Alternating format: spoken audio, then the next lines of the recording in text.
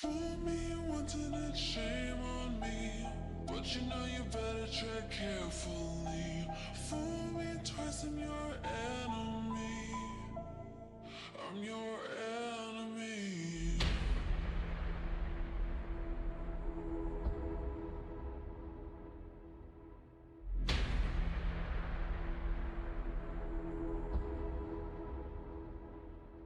If you push, I push back. Try to hide, but I'll hunt you down like a maniac. Down, you'll go down. So if you hide, I'm gonna hunt you down. Run, you better run. Vendetta, run, you better. Vendetta, run, you better. Run, vendetta, run, you better. Vendetta.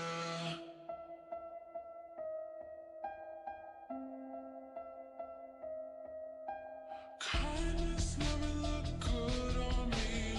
Never been one to sit quietly.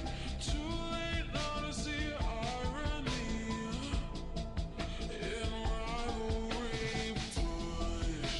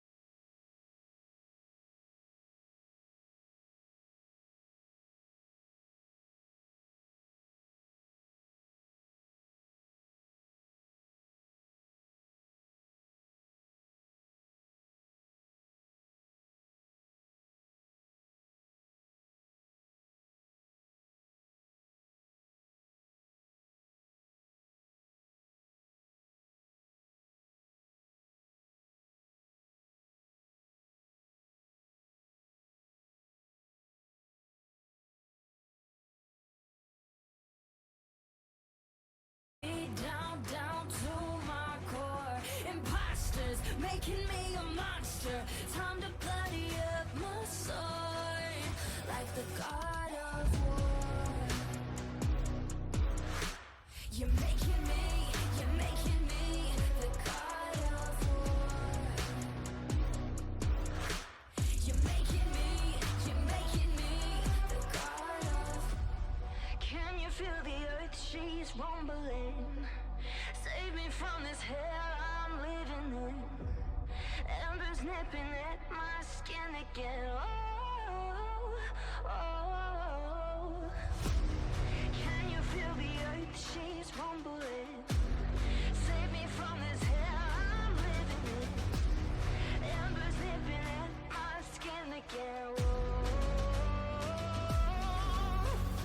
Hate me, go ahead and hate me. You think you can break me down to my core. Imposters making me a monster. Time to bloody up my sword, like the god of war.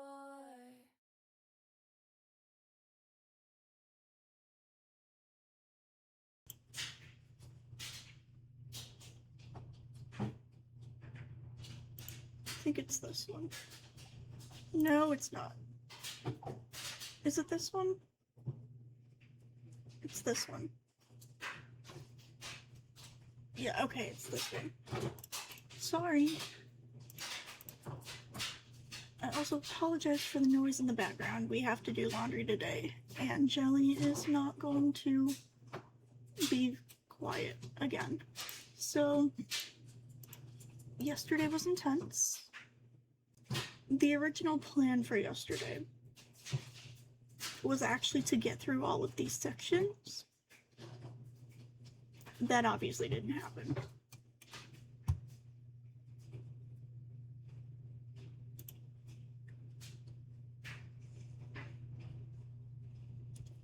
I'm going to try and get through a few more of these today. Starting with the disclaimer again. Please be careful when viewing this. This contains mentions of death, suicide, doxing, fake claiming, harassment, trauma, essay, slurs, sexual themes, trafficking, etc. We will be referring to this person as Patterson and using they, them pronouns to prevent claims of dead naming and misgendering.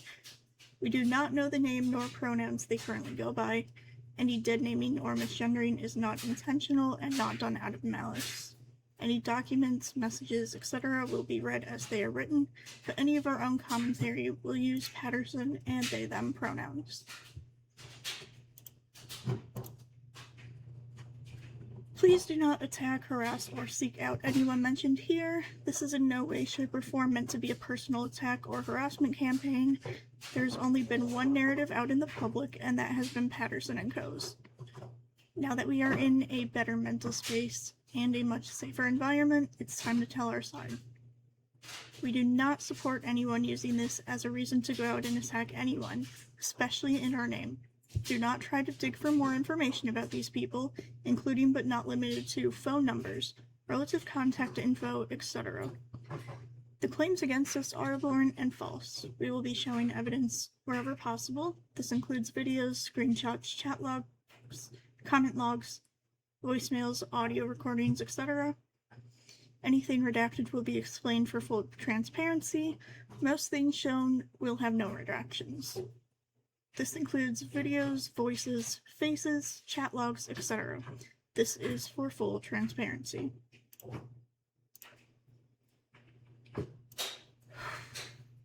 Okay. If the people involved in these did not want this to be shown, they should have shown everything to begin with instead of spreading lies and conspiracies without proof. None of these streams are scripted beyond this beginning disclaimer. This document is for our own organization to sort evidence and stay on track. These streams are unedited. You may see us switch, dissociate, cry, become triggered, have flashbacks, etc. We will do our best to give trigger warnings where applicable, but we cannot guarantee anything. From this point on, please be responsible for and aware of your own triggers. This channel and these streams are not for children. If you are under the age of 18, please leave the page. Okay, so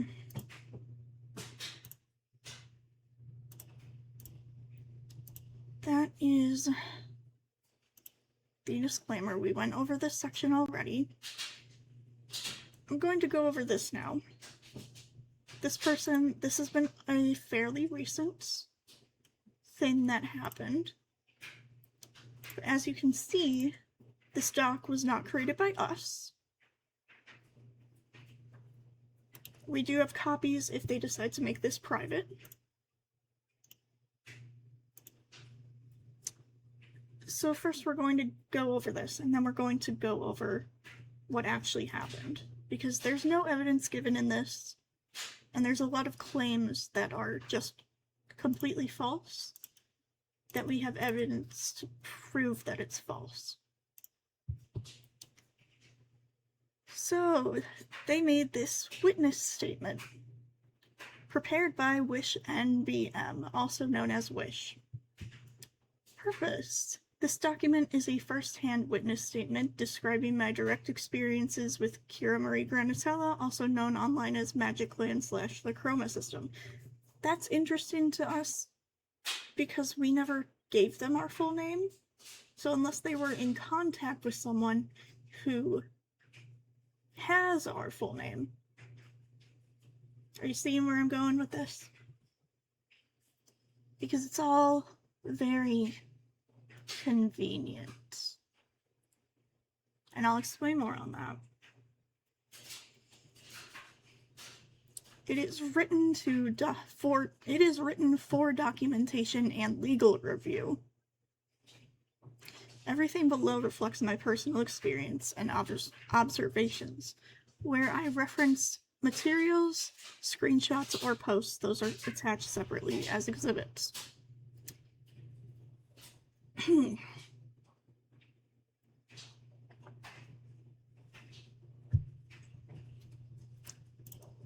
Sorry, I was talking for hours yesterday, so our voice is not great.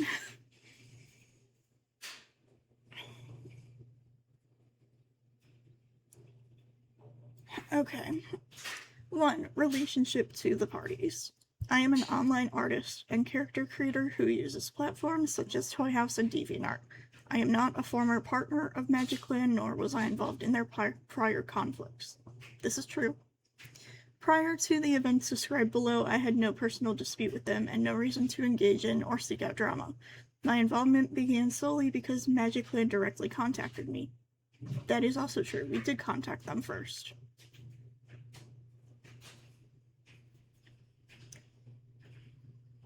2. Initial contact and unwanted involvement. I was uploading artwork and character profiles to Toy House when MagicLand contacted me via direct messages. The contact was unsolicited and centered on their ongoing personal disputes with other users. No, that's false. And we have the messages to prove it. Everything that we claim will always have evidence attached, because we're not going to make claims with no evidence. Obviously, it's a bit different with the CSAM, because we're not going to show that.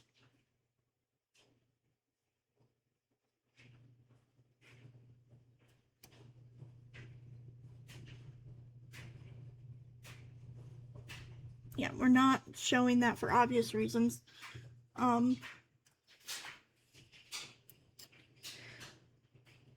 From the beginning, the tone of these messages felt pressuring. MagicLand repeatedly attempted to involve me in their drama, insisting that I take their side, believe their version of events, and emotionally validate their claims. I did not agree to be involved. This is also not true. That's just not true. The reason that we messaged them in the first place was because they had requested to put us as the designer for an OC that they had obtained, which that was fine. But it was an OC that was originally given to and sold to a user named Arachnid Witch, who we will be getting into in a future stream, whenever that is, because that's a lot of stuff. There's a lot with that.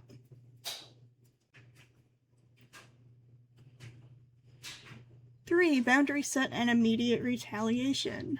I responded by setting a clear and calm boundary. I stated that I did not want to be dragged into ongoing conflicts or drama. Being pressured to take sides was making me anxious. I wanted to remain neutral and focus on my own work. This boundary was not aggressive or hostile. It was a simple request to disengage. Shortly after setting this boundary, Magicland reacted negatively. That's also not true. Blacklisting, false claims, and smear behavior. After I refused to participate in their drama, Magicland placed me on a public or semi-public blacklist. The blacklist entry was based on false or misleading claims about me. I was portrayed as malicious, untrustworthy, or complicit in things I did not do. These claims were not supported by evidence and did not reflect my actual behavior or statements. Kind of like, none of this is supported by evidence and does not reflect what actually happened. But no, that's completely false. We do have names on our blacklist. It is a public blacklist. The thing is, we've never put any reasons for putting people on that blacklist. All that was there was their name. That was it. No links, no reasons, no explanation, nothing. It was literally just their name. And if they have some sort of screenshot that says otherwise, I would love to see it because it doesn't fucking exist.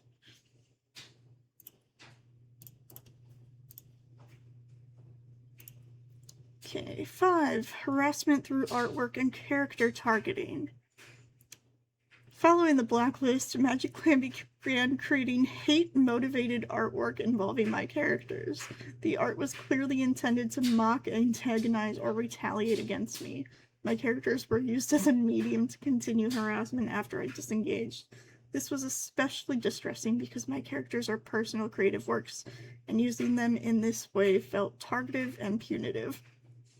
That's just funny to me because there's no backing to it, and again, I have proof that I'll show after reading through this. 6. Platform response and lack of intervention. I reported this behavior through appropriate channels, including DeviantArt moderation systems. As of this writing, DeviantArt has taken little to no effective action to correct the behavior. Harmful content and false claims have remained accessible. Again, we never claimed anything about them. All we did was put them on a list. The situation has left me without meaningful platform protection. This lack of intervention allowed the behavior to continue unchecked. 7. Pattern of coercion and retaliation observed. Based on my direct experience, I observed a consistent pattern. 1. Magicland initiates contact.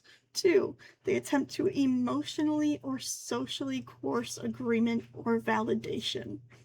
3. When boundaries are set or compliance is refused, retaliation follows. 4. Retaliation manifests through blacklisting, false claims, and hostile or hate-motivated artwork. This pattern is not isolated to my situation, as documented in the Arachnid Witch (Fuchsia) Google document linked above. Magicland has a documented history of similar behavior towards others, including repeated instances of hate art, harassment, doxing, deadnaming, and violent transphobia. My experience aligns with this broader established pattern.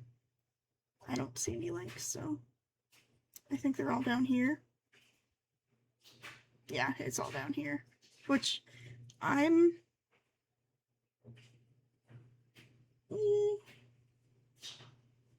yeah, I can go through some of these, because some of these I'll go over later. Like the Arachnid Witch doc.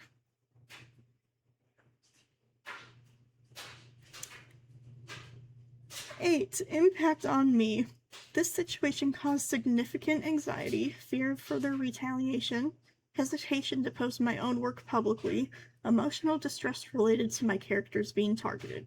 I did not seek this conflict and repeatedly attempt to disengage peacefully. 9. Evidence and exhibits. The following links and documents substantiate the events described above and are reinforced for verification and legal review. This is kind of ridiculous, but...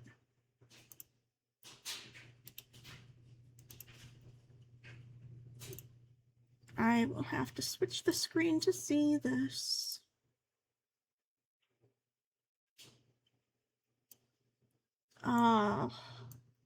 Shoot.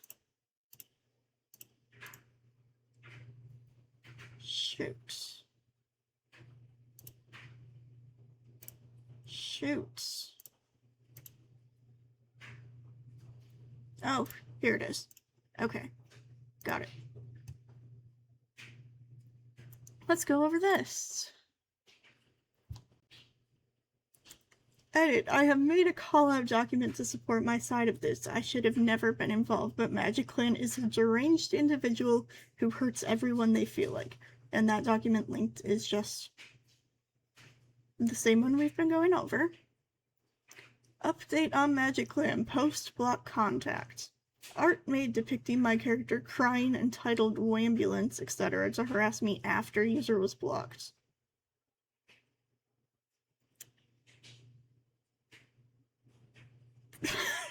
They're calling this hate art.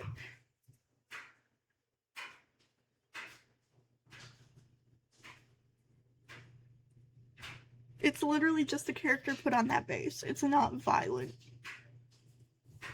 Yeah, it was petty. We're not gonna take that back.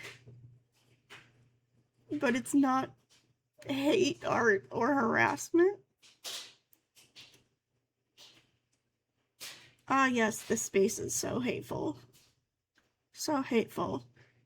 Edit. 2 new hate arts were made despite DeviantArt staff involvement, which I will be going on to DeviantArt, and I will go through the tickets and show that there has been no ticket involving us.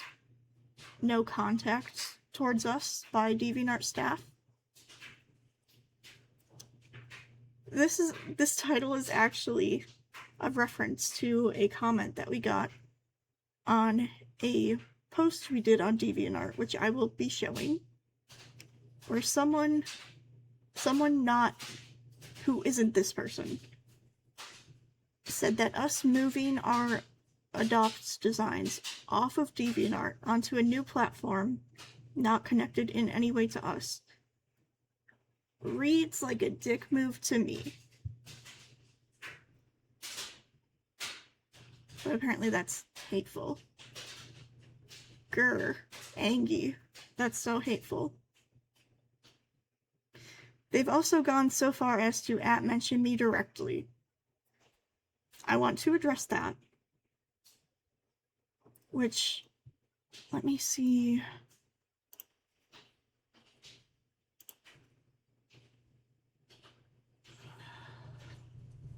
Okay, it's still on there, so I can pull up DeviantArt on this tab, because I do want to go over that.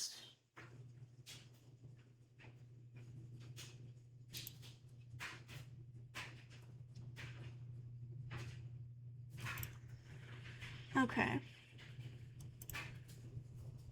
So I won't be addressing specifically that claim right now, because I have a post from us addressing that, actually. And actually, while I'm here, let me pull up the post.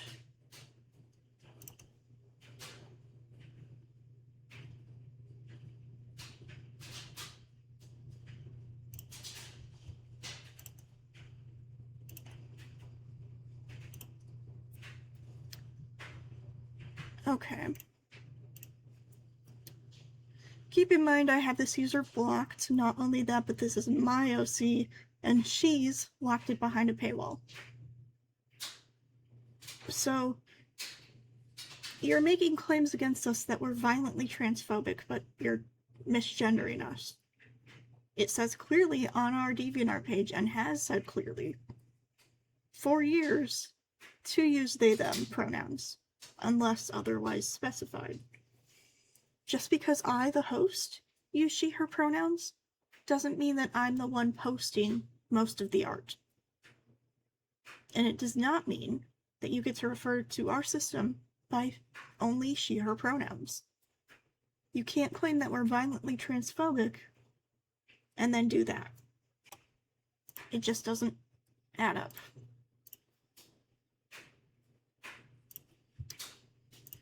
TOS or not, drawing hate art of someone's character is disgusting, and this is not a first for Magicland, which we'll go over the doc in another stream. Additionally, I bought that OC long before they changed their TOS, so no, they don't get to make hateful art of my OCs just because they were the original designer. By the way, you don't get to make hate art of someone else's character just because you helped or were a part of the designing process. That's worded weirdly because we were the only person. We were the only one involved in designing that character. There was no other input from anyone else. That's not okay. I'm not okay. I stated my boundary to not involve me in drama, and she's mentally snapped and gone off the chain, and is now throwing a rabies fit by making hate art of my character. No comment. One favorite. So that is that. I do, while we're here, which, if you look, I think does it show? It might not. Here. If you look up at the, you can't. Let me just move that. If you look at the username,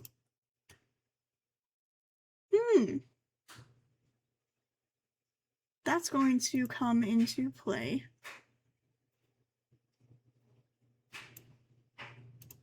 later. Okay, but I do want to go to their profile. I want you to keep this character in mind. There was another post that they had with a blacklist, which we do have a screenshot of somewhere. If we go to their about and their comments, let's see. Let's just go to this profile. Let me make sure that it's in the frame.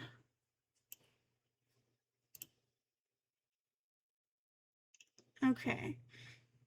So, February 2nd, 2026, Wish comments on this person's profile, saying, by the by, hate to bother you, but I noticed some twat that was forcing me into their drama added you to their blacklist, as well as a bunch of other random artists I'm reaching out to warn about. They literally draw bestiality art, so I don't know how they're going to get anyone to believe any lies they spew, but just in case, the user is Magicland, and I wanted to warn you because you seem very nice. This person responds saying, thank you so much for letting me know. Zilky, which, keep in mind that name too, texted me on Discord about it. I don't know why she's doing this, but she needs to stop. Thank you. This lets me know that I have a new friend/ally.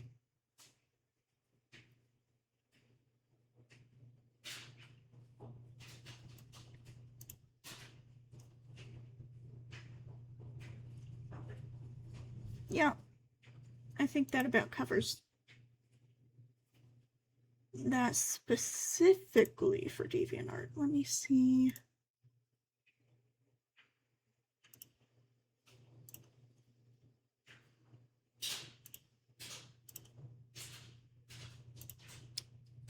Okay. There we go. I can close that one.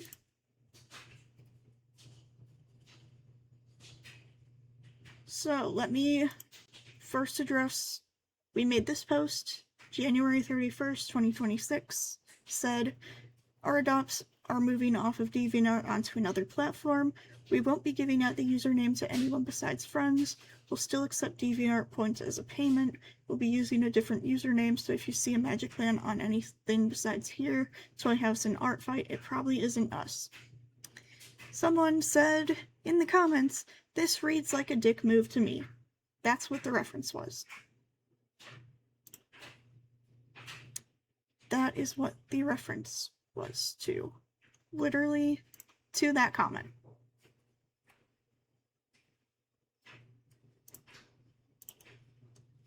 Because we're petty, and we've said this, we haven't denied that we're petty. We're absolutely petty.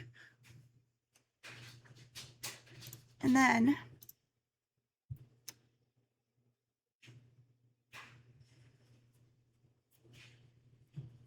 a small note for anyone who may be reading. We apologize for the 2 tags that alerted you before, referring to Wish NBM. We genuinely had no idea it would still notify people who have blocked us and vice versa. We fixed it as soon as we found out and have made sure not to make that mistake again since. For reference, this was posted February 5th, 2026, so we corrected it pretty quick. All these pieces are safe for work with no gore, not safe for work themes, or sensitive content. The art part of our terms of service has been there for months. The updates were only to remove the parts of the terms of service, saying we can revoke designs, and instead replacing it with the blacklist system, as well as adding in the new rule for where we've moved off platform. If you disagree with any part of our TOS and you own a design from us, you are free to sell, trade, or gift the design. Make sure you follow the TOS rules specific to that. So we did address it, because obviously they were watching our page, but we genuinely had no idea it would alert them, and as soon as we found out, we corrected it, edited all of the descriptions of the previous posts,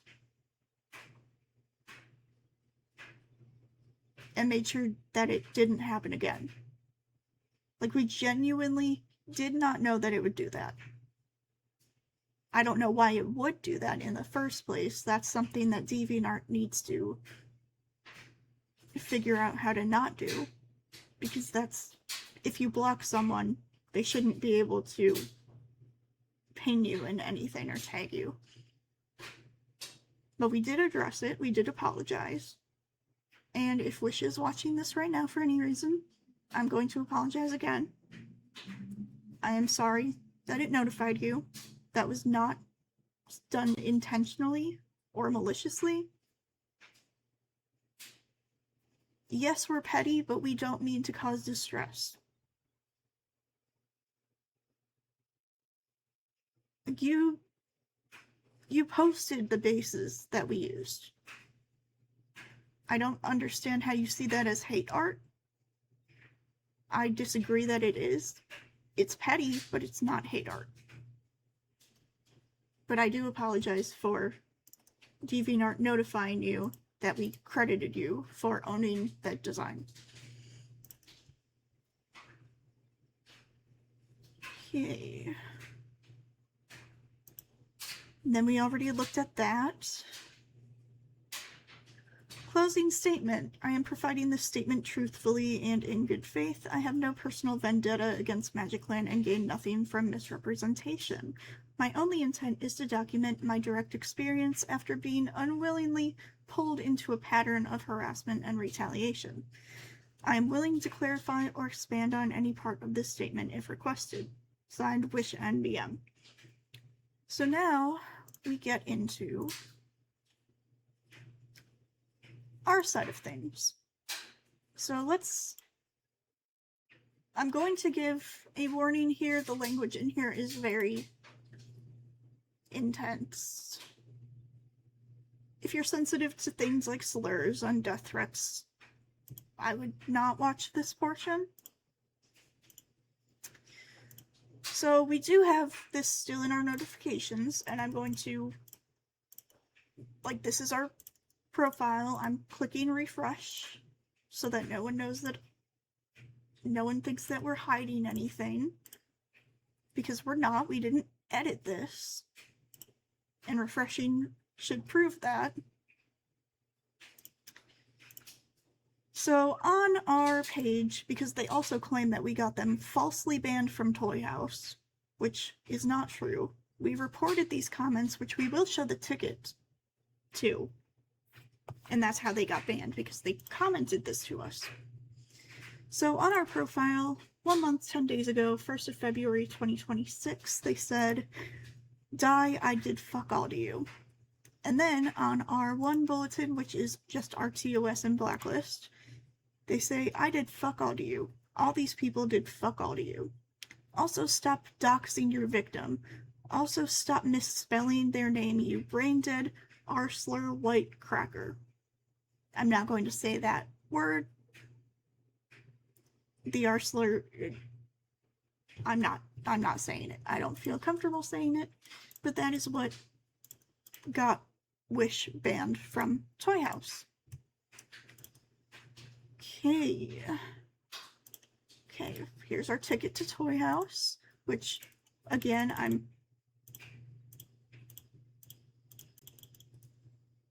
can you see that I'm clicking refresh? I just want to make sure that no one can claim that we're editing anything, because we're not.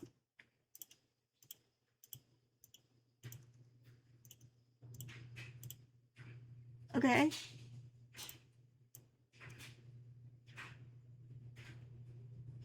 Okay, let me see.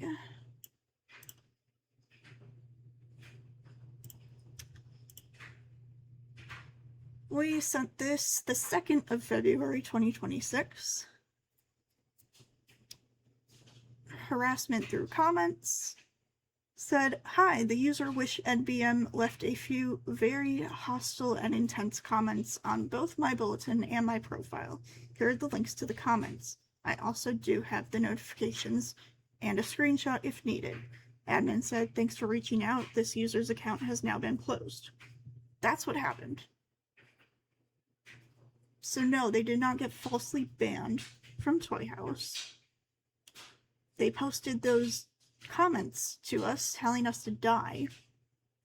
We reported it, and they were banned for that. We didn't do that. We didn't tell them to post those comments.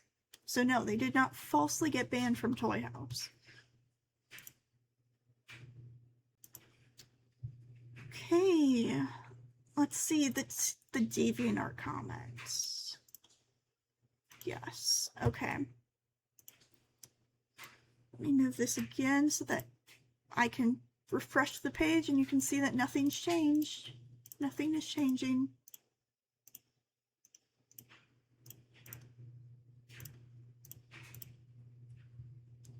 Nothing's changed. We're not editing anything.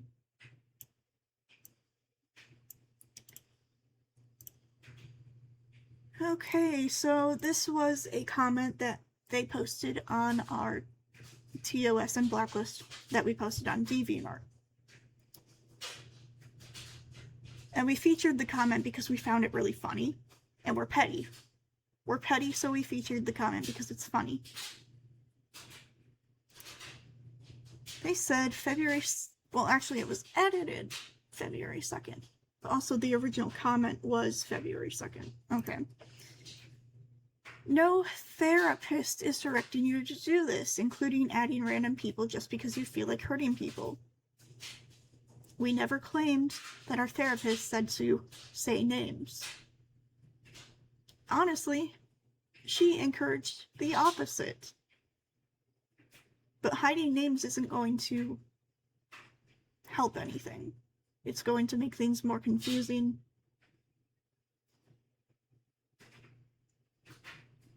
No, our therapist said that if it helps us, we should speak out and not feel like we have to stay silent anymore.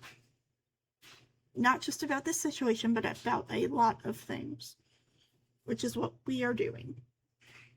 So no, our therapist didn't say anything about adding people to our blacklist. That was our choice.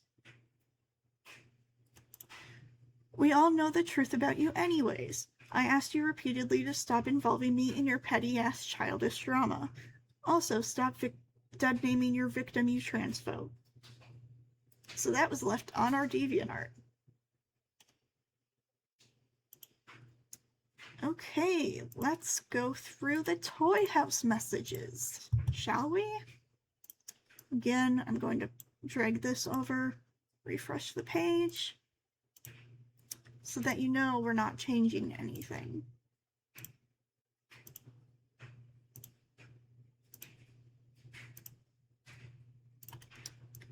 Okay, let's go through this, shall we?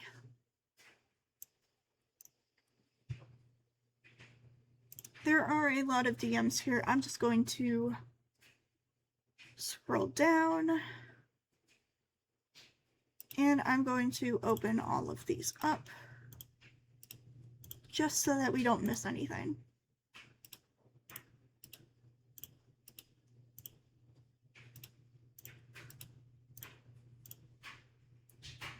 And just in case,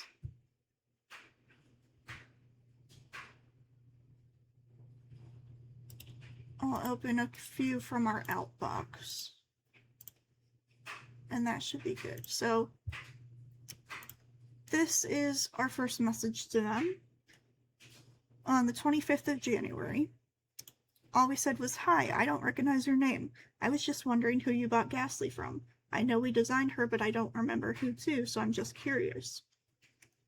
Response from Wish says, they said their toy house used to be called Arachnid Witch or something similar to that. Here's that message. So it all connects. We said, "Gotcha, did they give you a reason why they sold?" Wish said no attachment to the OCs anymore. They were advertising some OC trades and sales in a server I'm in.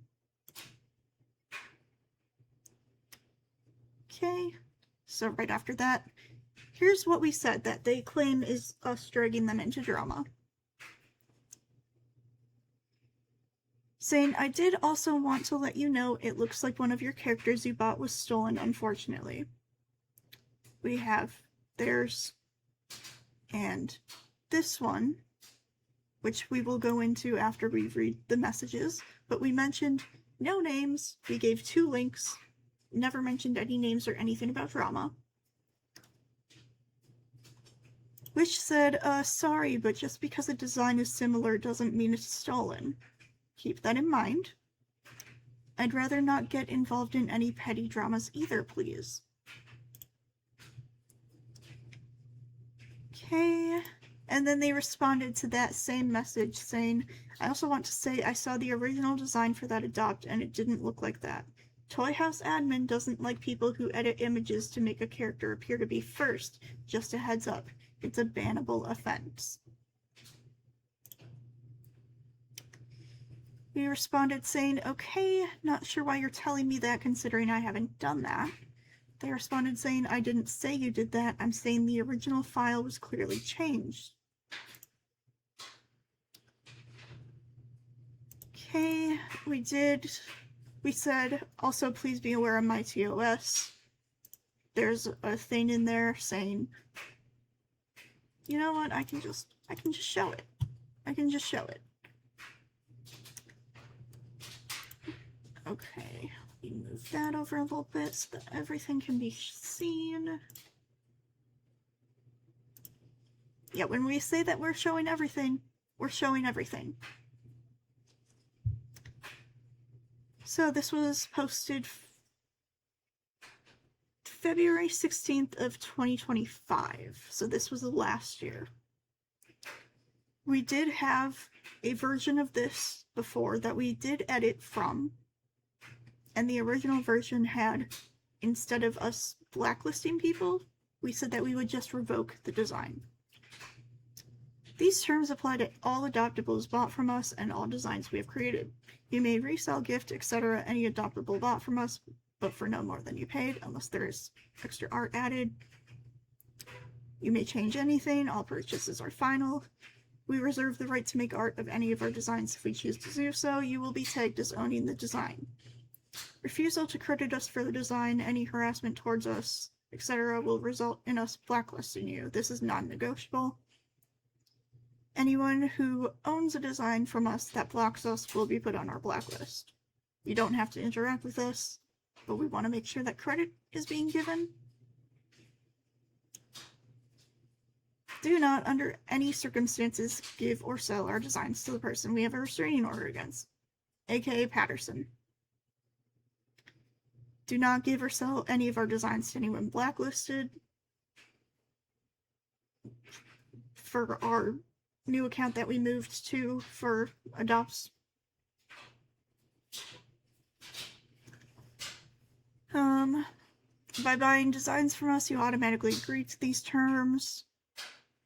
Information about how to credit us, what art we will make. Blacklist. And we even have this thing here saying, if you believe you have been placed here falsely, you can contact us through DeviantArt or Toy House. We have XY Stormwolf, who will be brought up later. These are usernames of Patterson that they have gone by in the past. Stormlover10 / Emotionalist Tornado, aka Patterson's fiance. Nyx Neverland is on here. Arachnid Witch is on here. And so is Wish. But as you can see, there's no reasons listed next to the names as to why they're on here. It's literally just their name.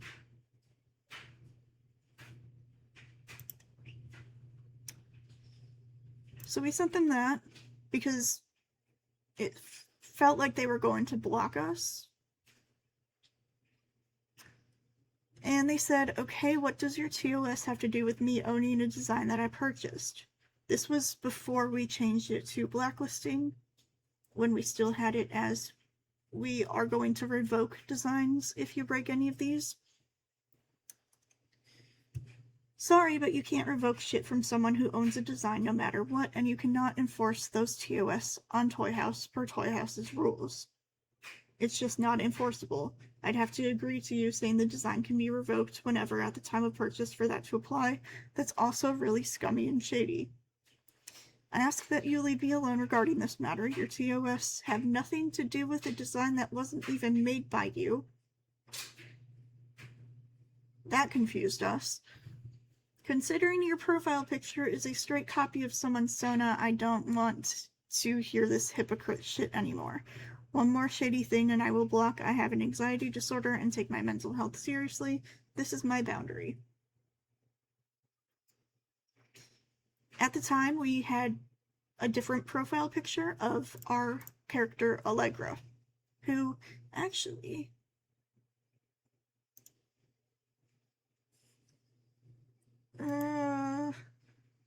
I know she went through a redesign. I don't know if anything on here is not safe for work. Okay. So here's what our profile picture was before.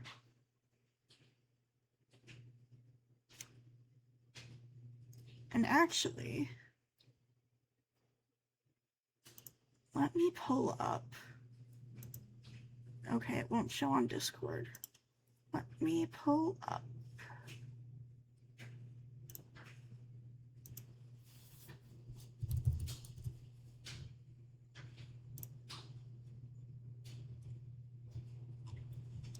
Let me see.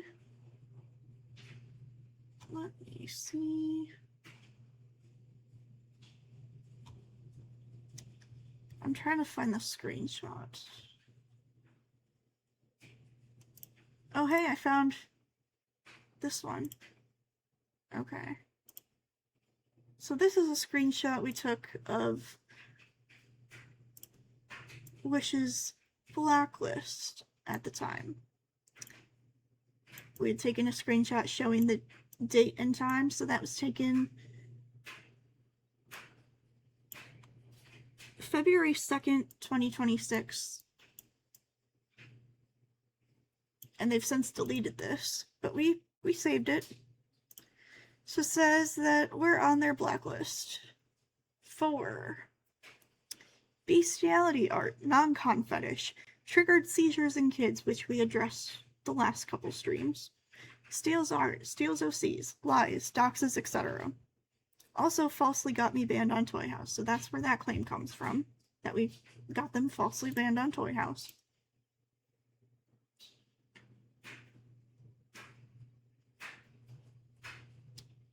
Let's see.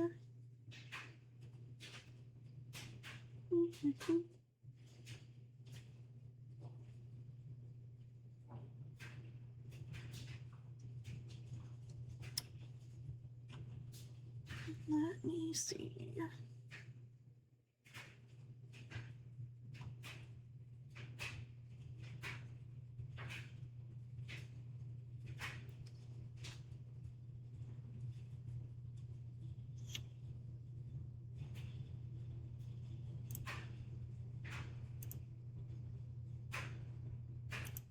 What if I search by images?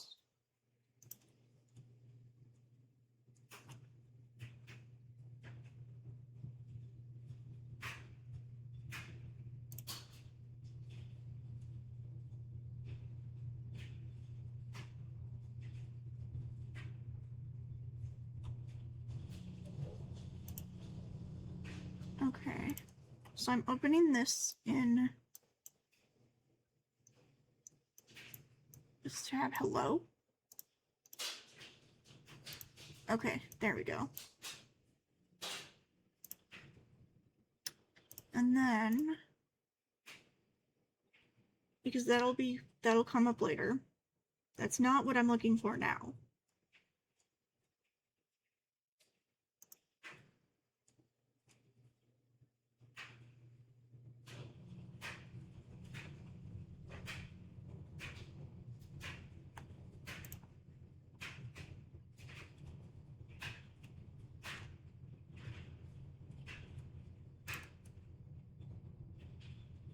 Yeah, give me a second.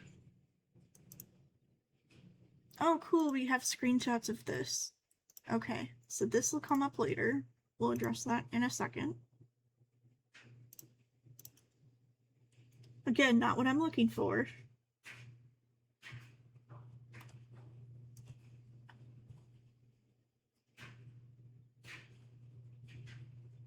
I also want to bring up this.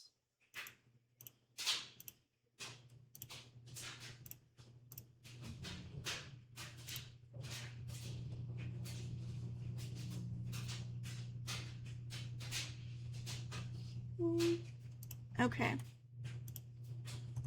Well, I did find this, which is just proof that the character belonged to Wish, and we were tagged as creating the design, and these two are our art. So that is proof of that.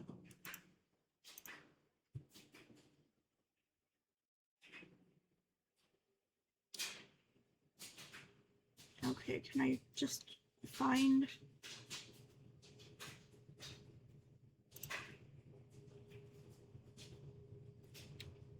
Can I find what I was looking for before?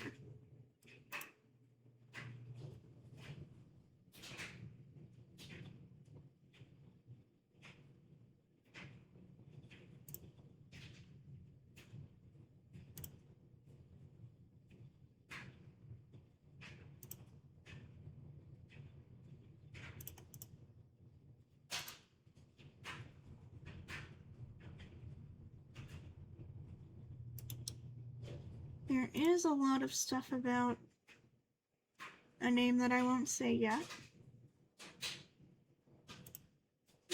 but we'll get to that.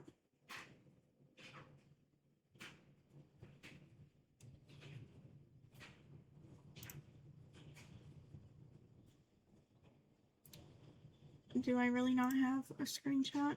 There's no way that I don't have a screenshot of what I'm looking for. I don't want to use Patterson's own art to demonstrate it, but I will if I have to, I guess.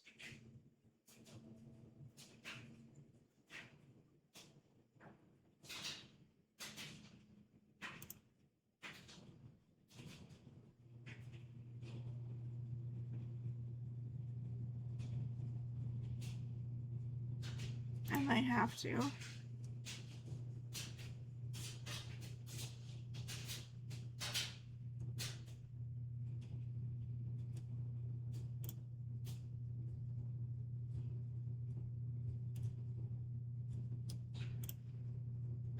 Yeah, I'm gonna have to, I think.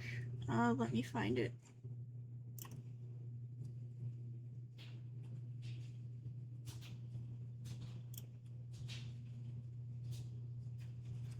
Should be next one.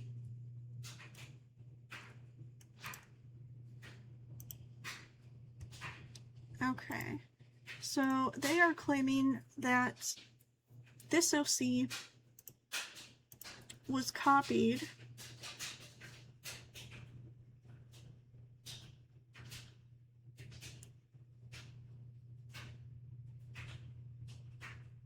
Do I not have that image up anymore?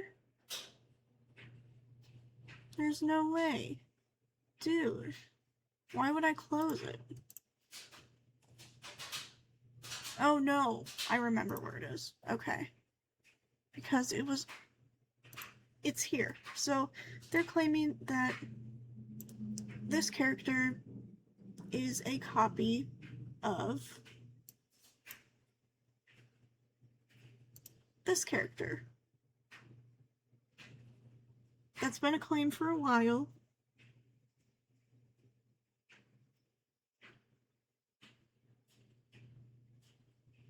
And I just want you to keep that in mind, that they are claiming that these two are like the same character, that this character is a copy of this one. This is Patterson's art, by the way. We'll give credit where credit is due. Okay, what was I doing?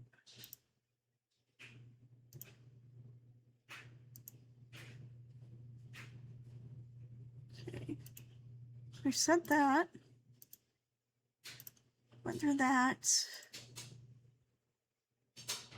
Okay. So Wish said, yeah, okay. So one more shady thing and I will block. We said Allegra was redesigned, we just haven't changed the profile picture yet. Ghostly Waters is our design that was made by us. Because they had said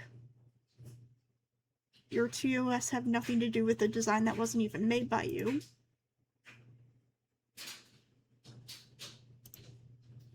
So we say that that one is the Ghostly Waters one.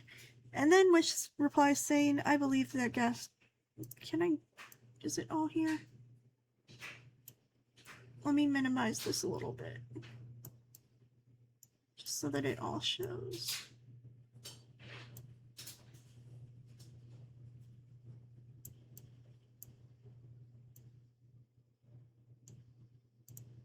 Okay.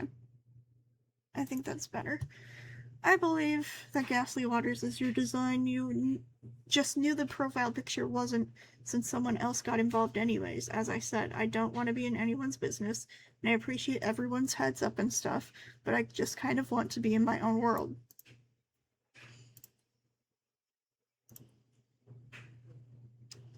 We responded where they said, I didn't say you did that, I'm saying the original file was clearly changed.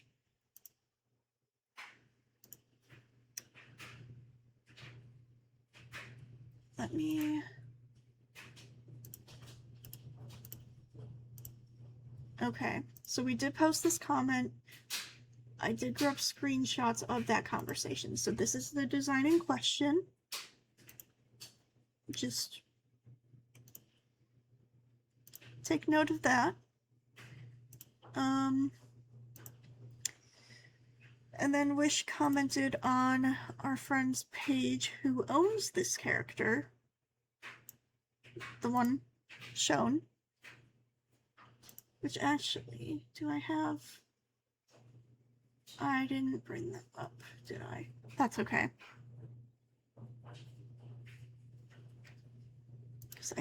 Oh, I have this right here. I can just go to this page.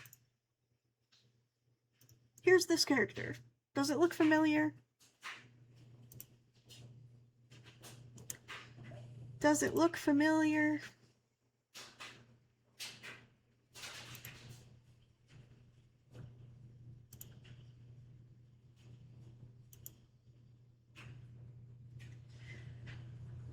Okay, let me find the screenshot. Okay, so Wish said, "Hello, someone is telling me an OC I bought is a copy of this design you own. Can you provide me the real original file of this adopt so I can figure out whether or not it's a lie?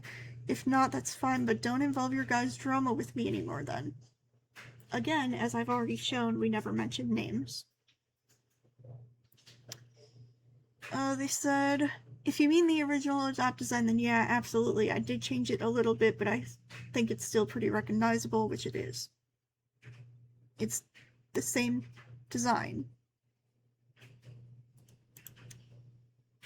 And a version of the art without glasses or wings.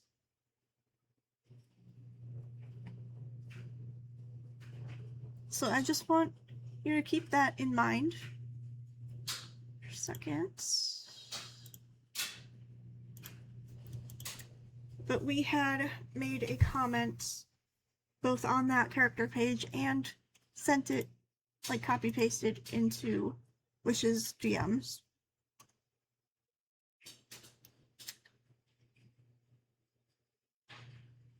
Just giving links to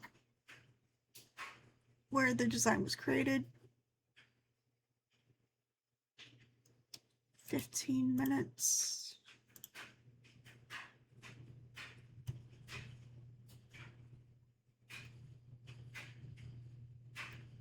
Okay. So this was 3 years ago, January 23rd, 2023. And it even says in the bottom right corner, January 3rd, 2023.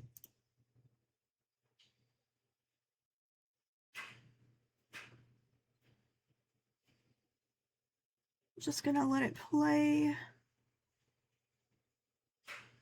I think it was this slime down here that this design was based off of. It was, okay. So I'm going to speed it up 2 times speed and just let it play out for a bit.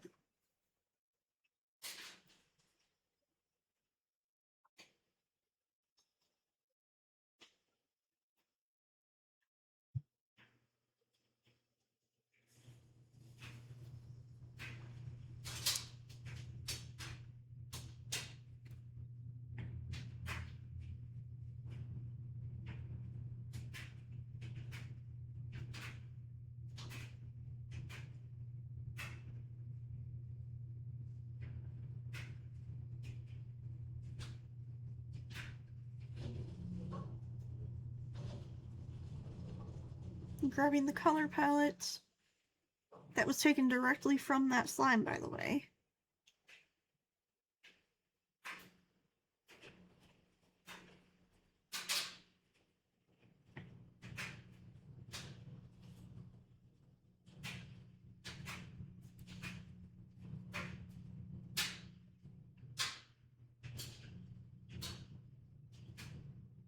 Okay, this was co-fronting or co-con with Evan pre-fusion, because this was Corey pre-fusion. And this was actually pretty close to when they would have fused.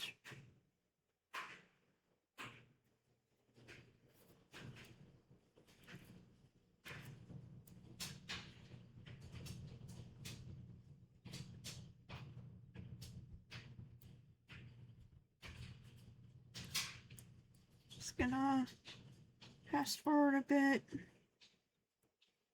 You can see Corey was taking the colors from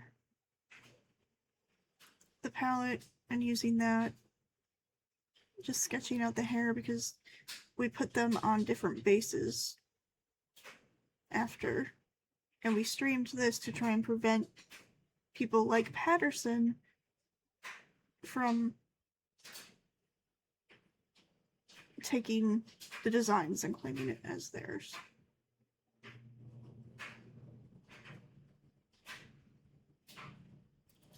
Doing the hair, the wings.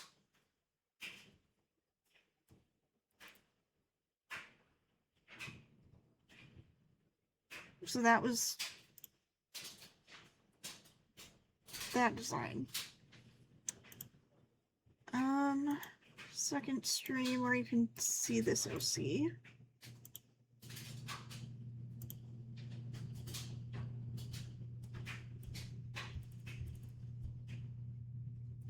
Again, it's up here. Third stream where it was put onto a base. The dates are all on the canvas, and the upload dates on YouTube can be checked as well.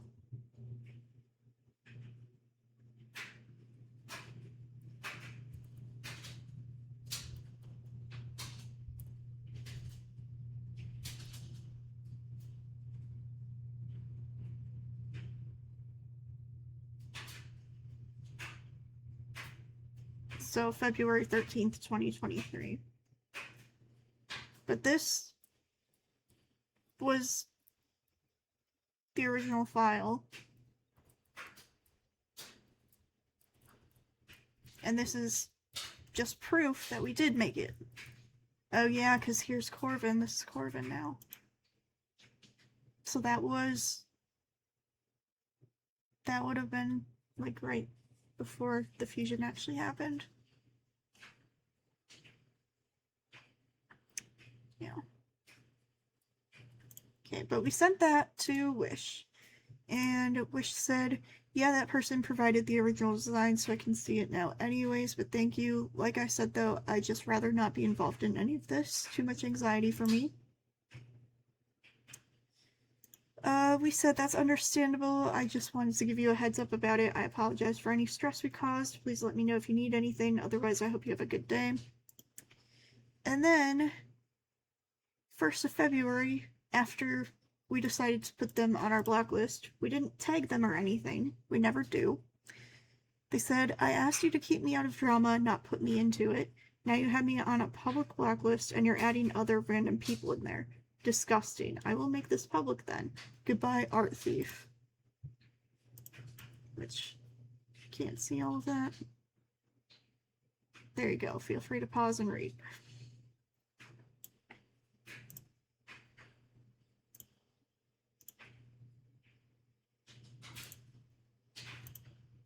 Yeah, here's the Outbox one.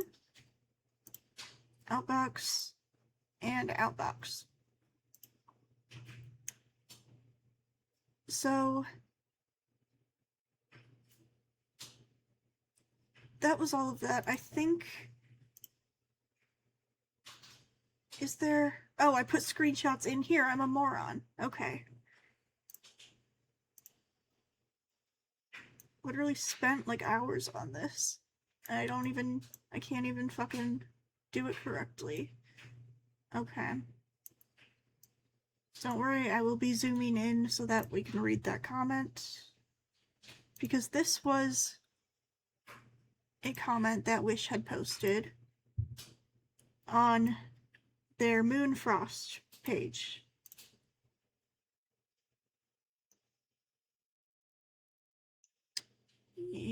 Minimize that a tiny bit just so that it can all fit in frame. Okay, so Wish said, to anyone calling this OC a copy with an original that was made before this character. 1. That character's original file is conveniently not available to see, and characters are very easy to edit to fake dates.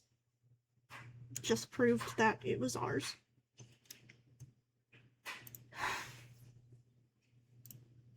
2. I've seen stream proof of this character being created with 0 copying full screen on. I'd like to see that. 3. The accusers have straight up copies of this person who made this Sona, so that says a lot, especially with hypocriticism.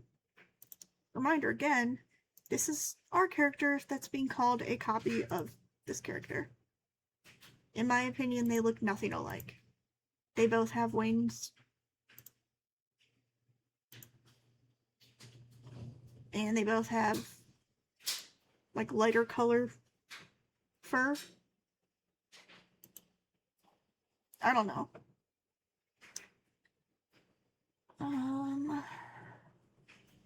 Let's see. Let me just get rid of some of these so that I can actually sort through this a little bit more. Okay. Went through that. Okay. Number 4, characters can look similar without being copies. No one owns color palettes. It'd be different if it was an actual copy. Plus point number 2, it was streamed. There's no proof of that. So,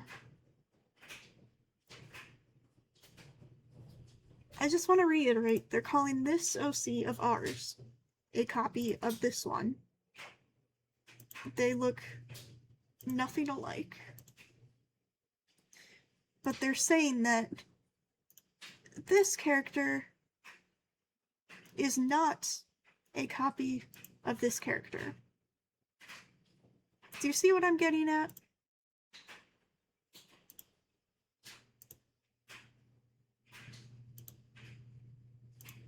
Do you see what I'm getting at? It's the double standard.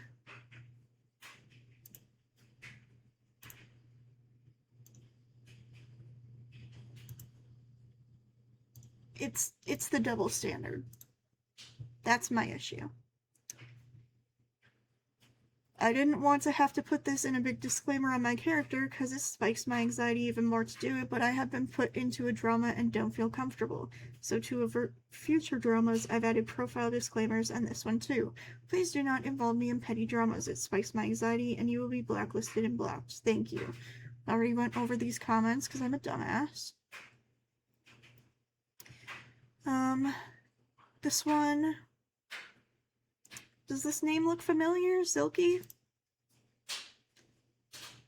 Yeah, that's Patterson.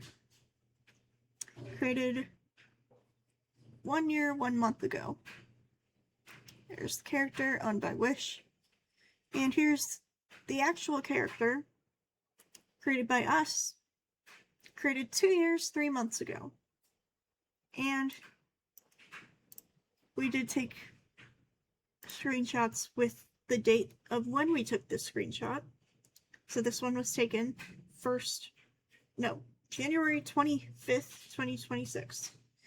And this one was taken the same day. As you can see, even taken on the same time.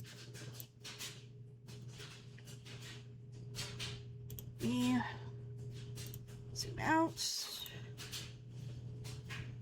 Move this over.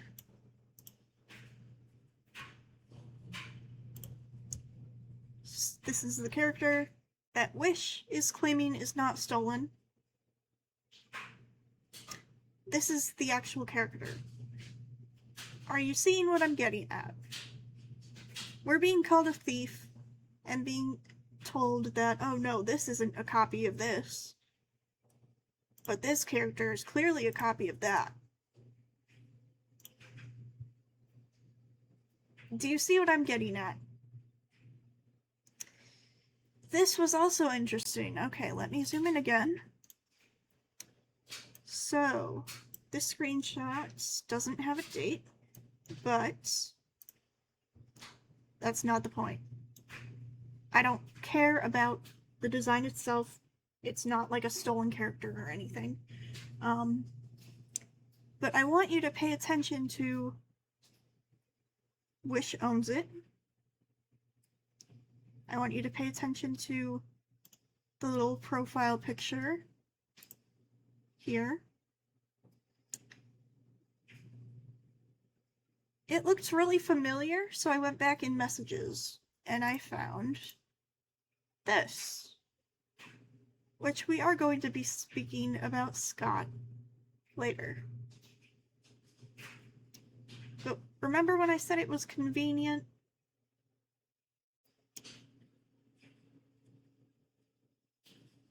Remember when I said it was convenient? This is another convenient thing. So, this is Arachnid Witch. And make sure that you can see everything.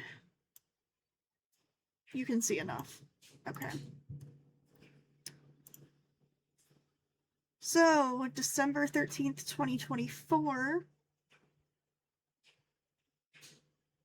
they asked us for a commission, which we did do. But they sent us this character. Basically made it out to be like they designed that character, which is fine. Said it sounded good and gave them the link to pay. But then, if you scroll down, because this is our art down here, right?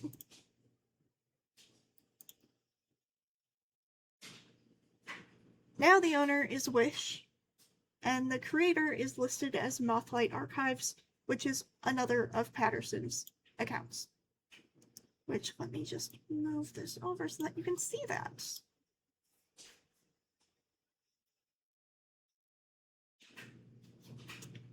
So they buy one of our designs from Arachnid. They buy this design from, presumably, Arachnid. And this design's creator is listed as Patterson. And they also bought a design that belonged to Scott DeFox, who we have had, I wouldn't say a history with, it was more just they led us to believe that they actually wanted to commission us, and then just, I don't even want to call it like, because it's not, it wasn't like verbal abuse, it wasn't that, it was just them being very nasty to us. So it's a little bit too convenient. We didn't find this profile ourselves. We didn't find Wish's profile ourselves. We only knew that they existed because they requested, because on Toy House, for designs, if you are crediting someone with a Toy House account for a design, you have to request for them to accept that. That's how we found Wish's account.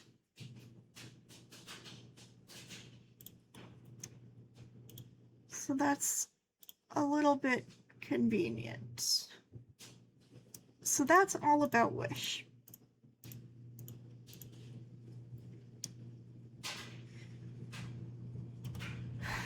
I think we should take a break. Not a very long one, just like maybe 5-10 minutes, until we get into this next section. This isn't nearly as heavy as yesterday's stream was. But we need to maybe quick ground, maybe check laundry.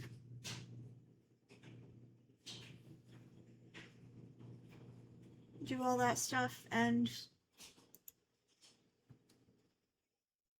yeah, we'll put on music and we'll be back. Let me just...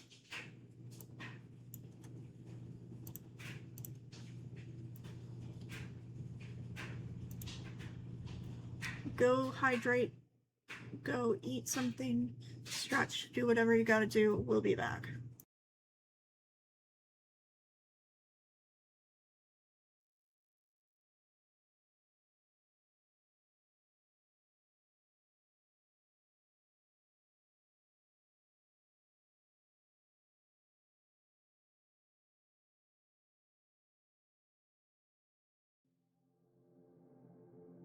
Wake up first thing, always trying to get ahead.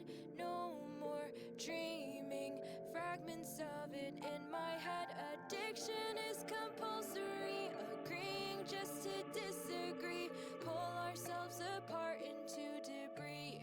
'Cause algorithms haunt me. Air your dirty laundry. Hang it all on me. Getting sick of scrolling down, down, down, down. Messed up, give me your confession. Never learn our lessons. Getting sick of scrolling down, down, down, down.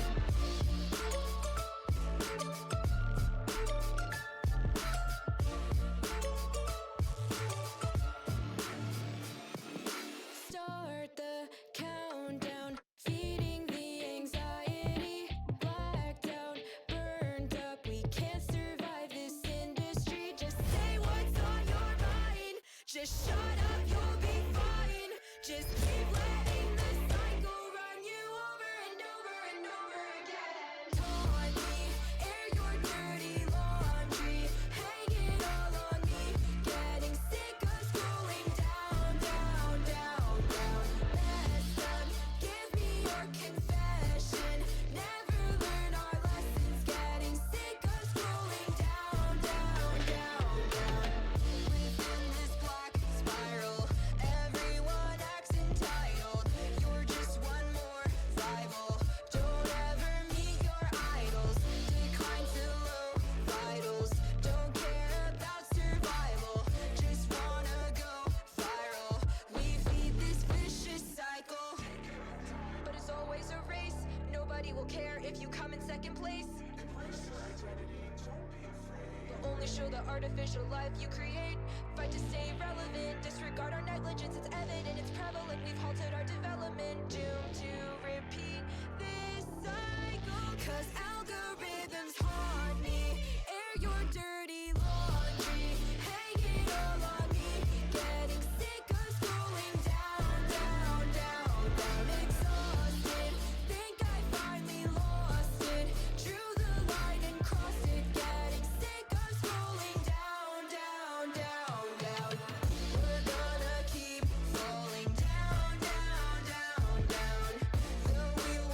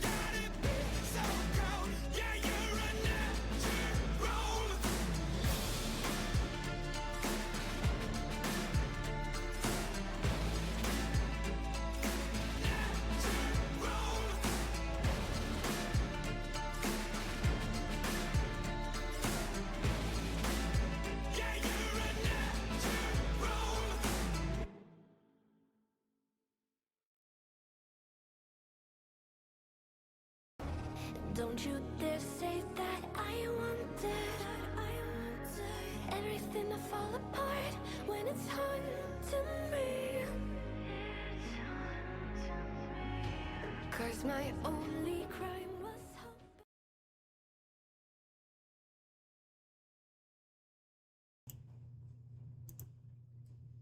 Okay, back. All good, all good. We swapped our laundry over. Doing last loads. Yay. We've had a lot more energy since moving here. It's really nice. Okay, let me just... Nope, that's too much. 125? Is that good? Maybe I'll have to...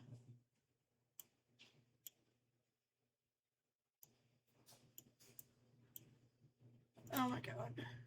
Work with me, please.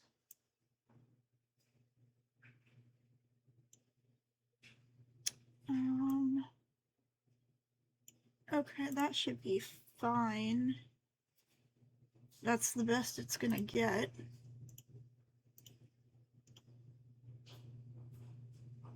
So we were not going to bring up Tuffy at all. But because people are using Tuffy, who is a child, by the way, because people are claiming that we were sexual with them, we have to go over it and show our messages with them. We didn't want to because they are a child. But because people are claiming that we were sexual with them, we don't really have a choice.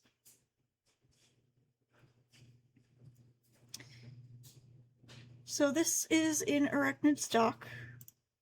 This screenshot specifically that says, and for reference, Tuffy was a 13-year-old that Kira, which dead naming us, that's our legal name, none of us in the system go by that, we've addressed this already, was sexual towards and got into a fight with due to it.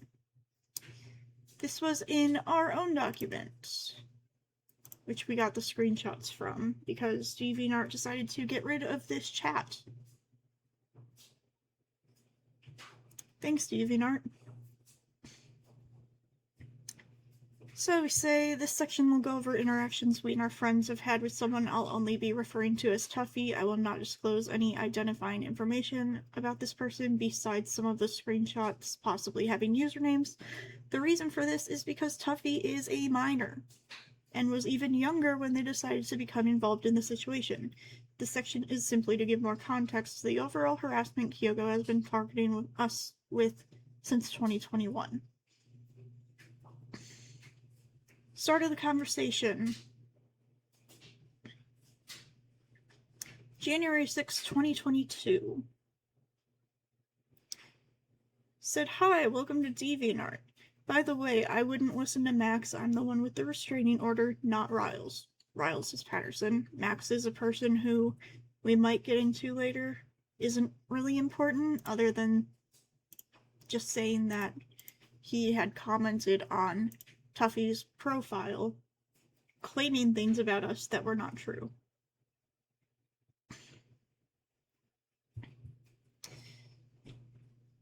Tuffy replied saying, thanks, I don't really know what this is about. We say, I just have a question if it's okay. They say, yeah? We say, how do you find Gaia's account? Gaia's someone that we might bring up later too, if we need to. Not for anything because of something that they did, but because they have been harassed by Patterson. And we've had Gaia used against us.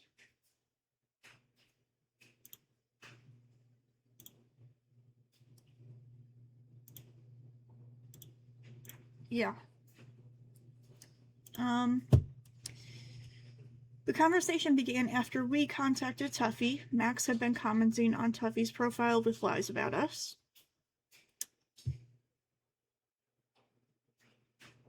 Tuffy said, well, first I found some MLP artists, then Gaia, and I decided I'd follow them. I'm trying to find the others I found.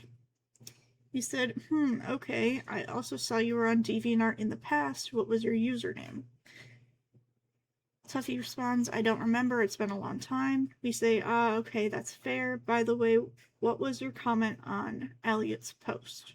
Elliot, it's context down here. Elliot is a friend of ours who's been targeted by Kyoko and their friends.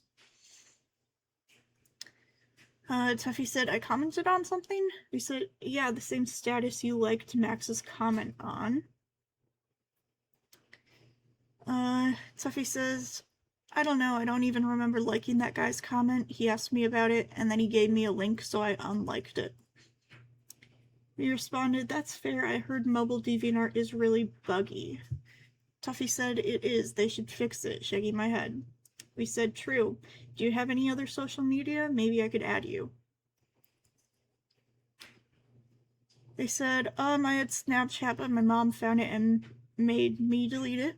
I have strict parents, so I haven't really been allowed on social media. The reason we were asking questions to Tuffy was because of the suspicious circumstances. We thought Tuffy was Kyoko on another account and wanted to confirm or deny the suspicion.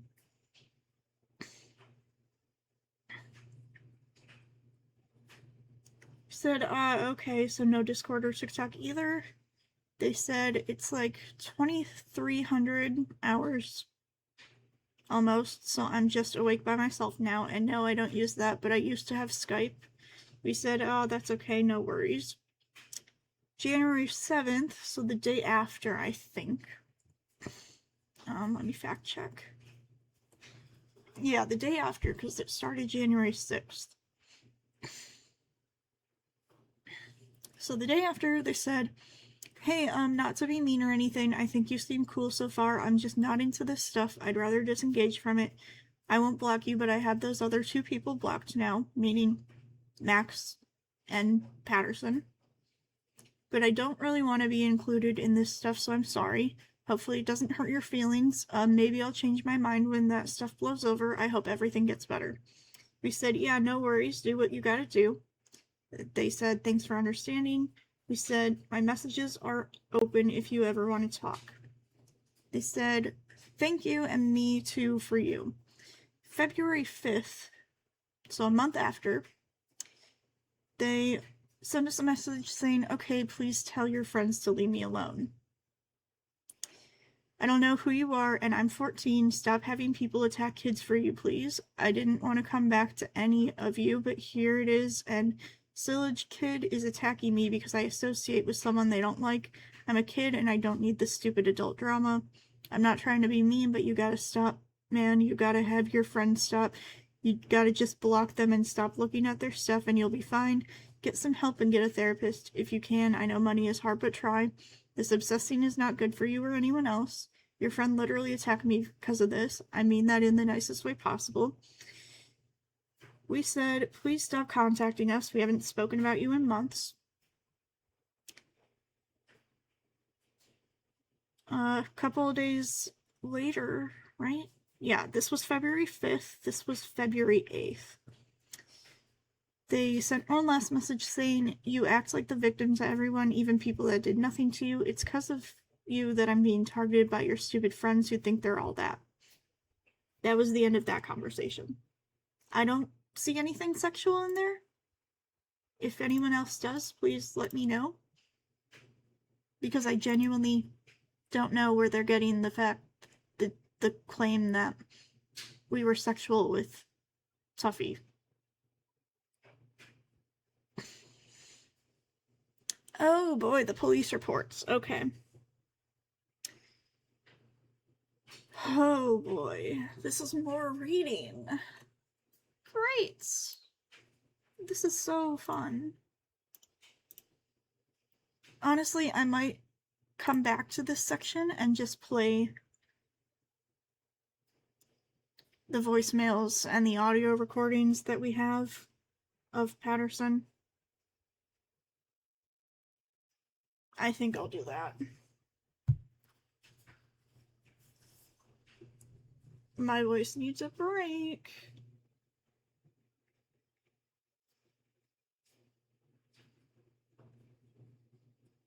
Okay, let's see, saved. Okay. Let's do the voicemails first.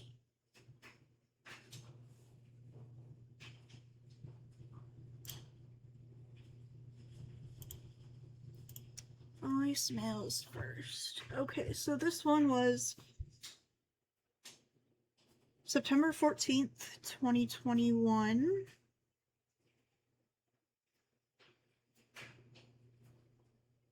Yeah.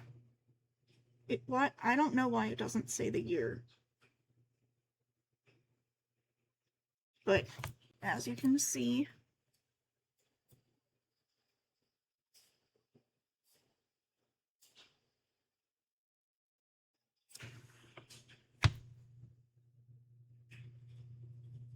and I'll just hold it up to our mic and I'll play it.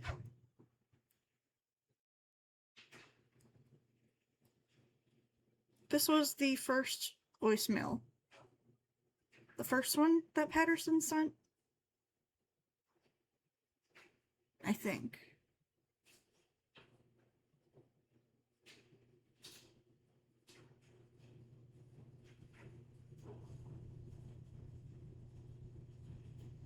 Okay. Yeah. Yeah, that was the first one that they sent. Which was at 3:26 p.m.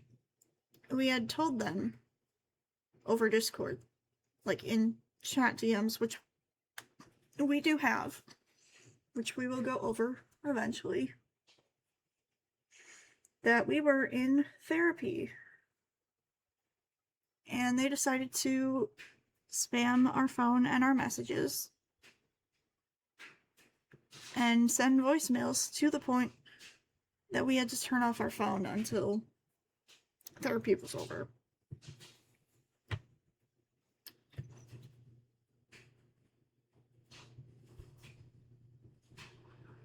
You know what, Drew? Maybe if you didn't fucking manipulate, maybe if you weren't such a fucking piece of shit. Oh, but you never think about that, do you? Because I always matter more than you, right? And that somehow isn't toxic, manipulative, or gaslighting? Yeah, okay. You are the one guilt tripping. You are the one being a piece of fucking shit. You want to hear a guilt trip? Okay, here's a guilt trip. I cut because of you. I killed myself because of you. Yeah, that's a guilt trip, bitch. So maybe if you'd open your goddamn eyes, use your fucking ears, and use that fucking brain of yours, if you still have one, even, then maybe you see that what you're doing is fucking toxic as hell. You need to fucking stop. I cannot speak to you about shit because you are rotten and toxic about it. I cannot speak about shit without you guilt tripping and gaslighting and manipulating and being a toxic little fuck.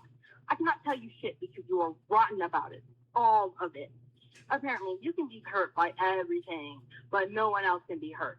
Everyone but you can make mistakes. Huh? Right? Like, right? Only you can make a mistake? Okay, bitch. Like, get out of this fucking fucktard mentality. Fucking narcissist looking ass. Me. Only me. I matter. Oh, but you've always mattered more than me. And then you say this shit, and then you expect me not to, like, give it back at you. Don't dish out what you can't fucking take. Alright? And then you try to reel people back in by manipulating them even more because you feed off of them. Because you're fucking pathetic, and all you do is fucking feed off your manipulation with, I love you, and I care about you. Ah, bitch. So that was the first one. It was 1 minute and 47 seconds. And this next one was sent to us September 14th, 2021. What is that, 7 minutes later? Because the first was at 3:26 and this one was at 3:33. This one's only 29 seconds. Yeah, so everyone I've talked about you, Drew, says I should fucking drop you. But give me one reason why I shouldn't fucking drop your manipulative ass. Tell me why. Give me one good fucking reason why I can drop your fucking ass right now. You only stick around because you feed off of fucking manipulation. Because you are a fucking snake. You are worse than a leech. That was that one. This one was because we had blocked Patterson's number, so this one was from their... They said it was from their father's phone. They've claimed that their father handed them his phone and told Patterson to tell us to fuck off. So this one was September 15th at 10:44 p.m. This was in 2021. So this was the next day because we had blocked Patterson's number, so this was a new number. This one is 32 seconds. I know what you're doing, you little manipulative fucking snake. You think I don't have logs of everything you fucking said? Oh, I have screenshots. No, you don't. I have the full logs. In fact, some of the people who fricked and lied to you already, I've given them the full logs, and they're calling you an abuser. Fucking stop. I will fucking contact shit, and I will say you're fucking harassing, because you fucking are. Spreading lies and shit. You're just so fucking obsessed, aren't you? Little fucking whore. I think that the voicemails speak for themselves. I don't think that I need to give any commentary. This one was December 1st, 2021 at 5:41 a.m. This came from a spoofed phone number to make it look like it was coming from the state that we lived in at the time. As I said, we moved. We're not going to say which state we moved to or anything.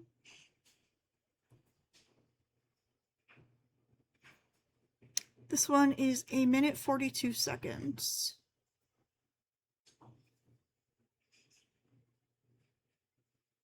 Please cease and desist contact and harassment.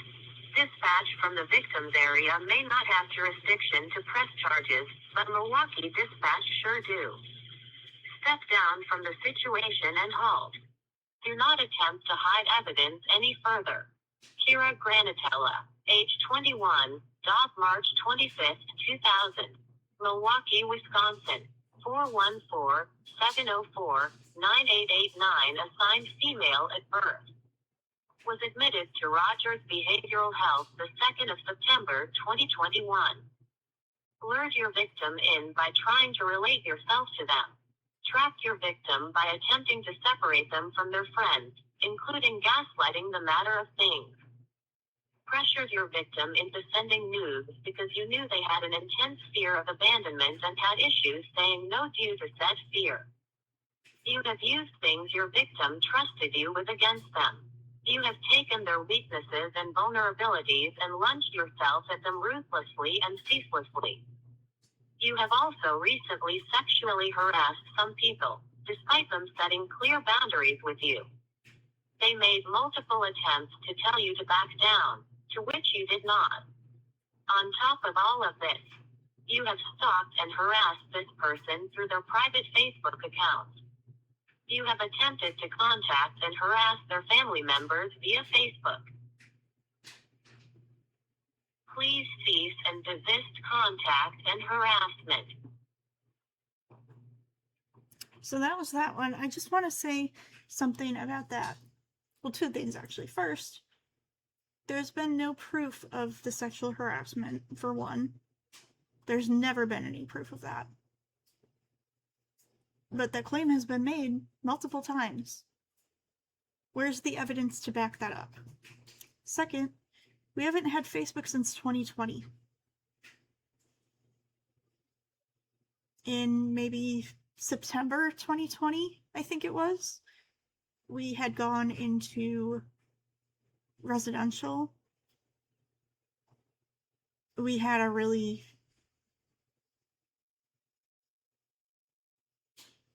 earlier that year we had a very bad suicide attempt.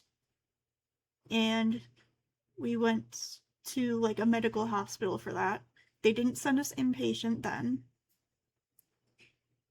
And then later that year, later in 2020, we had another bad suicide attempt.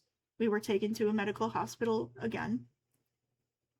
And the second time they did send us to inpatient. And from there we were like admitted into residential. Residential has a lot more freedom than inpatient does.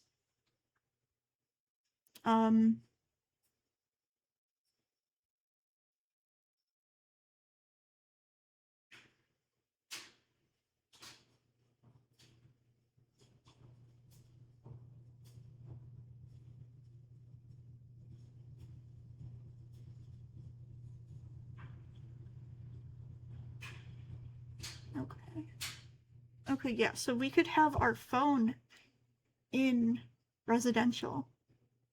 And there were times, like, during the day, like, there were set phone times, like, during free time and stuff. But the thing with that was they downloaded an app onto everyone's phone, if they had that in residential. And basically it was just one of those apps to prevent you from using other certain apps. So we had Facebook at that point. We couldn't use Facebook with that on our phone. We also couldn't use things like Discord. Like, all social media stuff was disabled for our time there.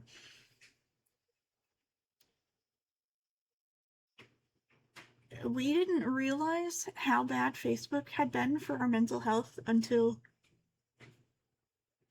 we didn't get to have it anymore. Like, we would constantly just scroll and scroll and scroll and scroll. It was not good for us. So once we got out of residential, once we were discharged, one of the first things we did was just delete Facebook. Because we realized that we didn't need it, we didn't even want it. So since we were discharged from residential in 2020,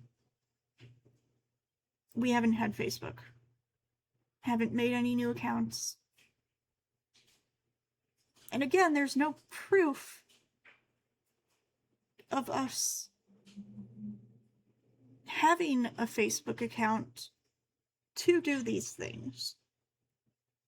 There's no proof of any messages that we supposedly sent to Patterson or their family through Facebook, and that's because it doesn't exist.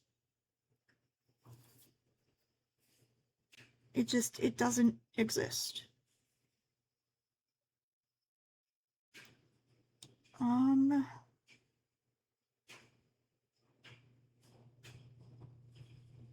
I'm going to mute my mic just to listen to this one and see what it is. Just so that I don't play anything that I shouldn't be playing on stream. So give me 1 second.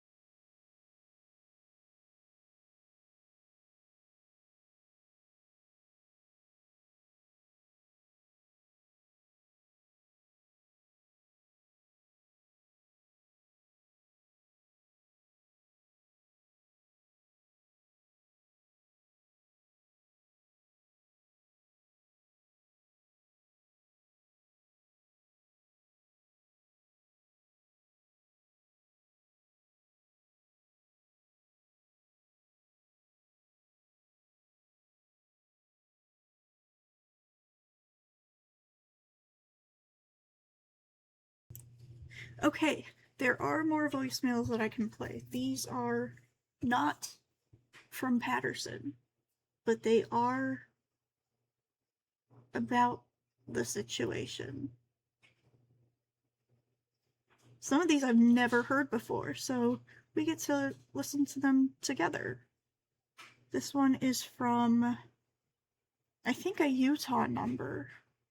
I don't know if this was 2021 or 2022, because for some reason it doesn't want to give dates.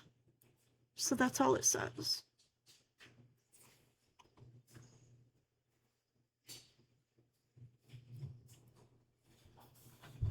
This one is 21 seconds. Let me just up this a little bit. Hi, this is William Lay. I'm returning Kira's. Not loud enough. Okay. Okay, here. Hi, this is William Lay. I'm returning Kira's phone call. She'd called this law office about transferring a restraining order from Wisconsin to Utah. Please give me a call, Kira, and I can talk with you about that. My number here is 43. I'm not gonna give the number, obviously, but that was one of the voicemails. This one, I believe, it's from an unknown number, so it doesn't even give me, like, the number. But this one's 1:53 seconds. I think this is an officer, question mark? Let me turn this down a little bit. Hi, Kira. This is Deputy Latona with the Walworth County Sheriff's Department. I was one of the deputies that responded to your residence yesterday to serve a temporary restraining order filed by Kyoko Patterson from Utah. I just wanted to give you a heads up that she has been contacting me stating that you have been creating like burner TikTok accounts and burner phone numbers, threatening her and all that stuff. So she did send me all the screenshots that she has. I just wanted to give you a heads up that those claims were in fact being made. Because I can't definitively prove one way or another if you've just done it up to this point. I have no other choice really but to refer charges to the district attorney's office. So essentially I'm going to be referring an opinion to the Walworth County District Attorney's Office. They're going to determine them for themselves based on the evidence provided by Kyoko as to whether or not you have in fact violated this restraining order. If that is the case, then that will likely all be brought up at your injunction hearing, which is scheduled for the 31st of this month.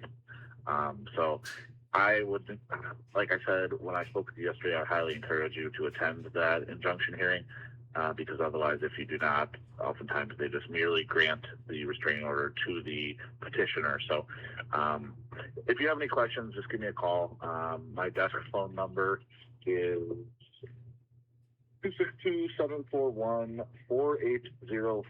That's my desk phone number. I won't be at my desk, but I will make sure before I leave today, I'll make sure if you left a voicemail that I can get back to you.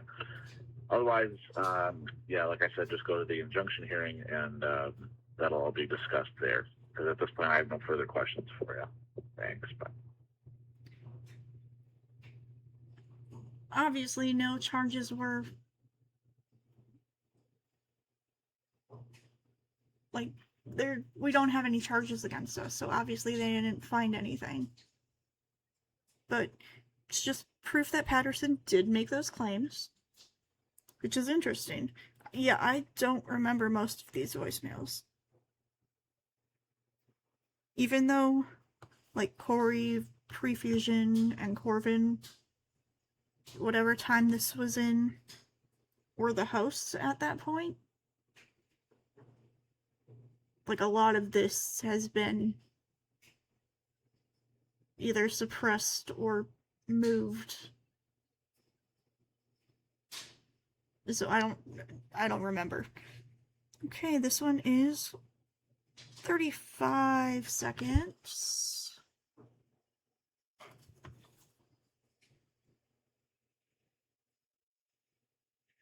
Hi, this message is for Kira Granatella. My name is Officer Sean Capini. I'm with the Village of Eastern Police Department.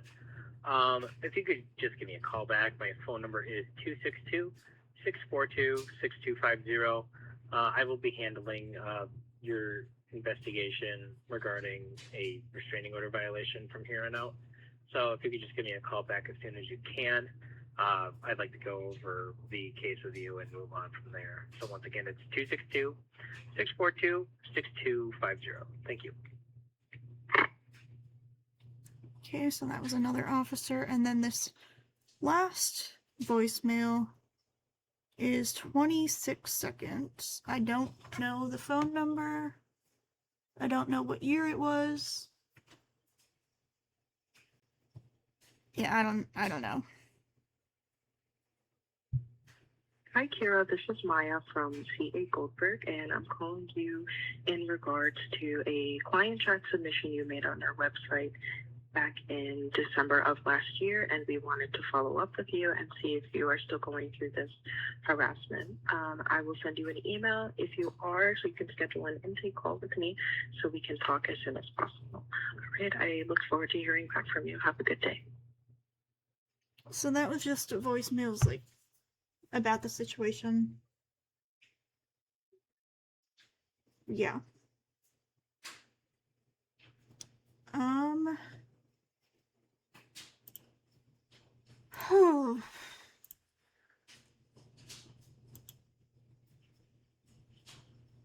Okay. Voicemails are done. Audio recordings.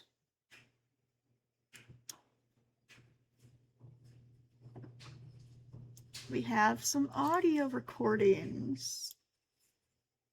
I just need to quick find them because I don't remember where they are.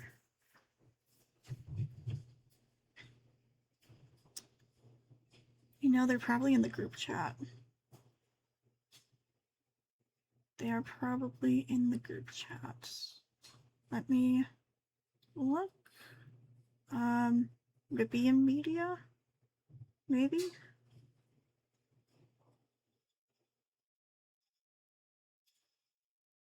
Media?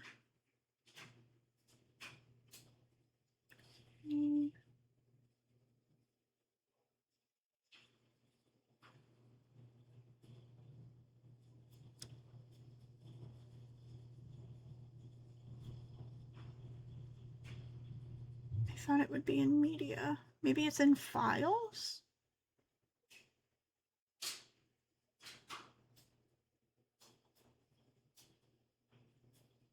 I know that this is in the group chat.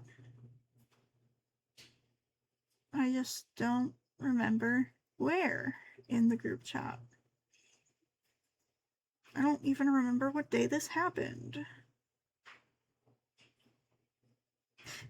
Okay, here's the first one.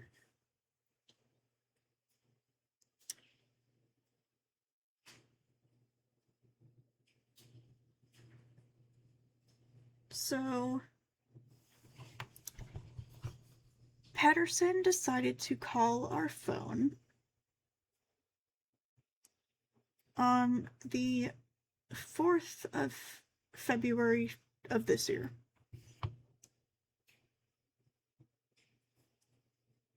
And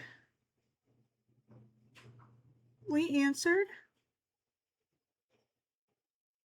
We were on call with our friends at the time. We asked one of them to record the call for us. So everybody muted except for us. We held our phone up to our mic and we just sat in silence and let Patterson talk. So this is 45 seconds. And I'll just play that now.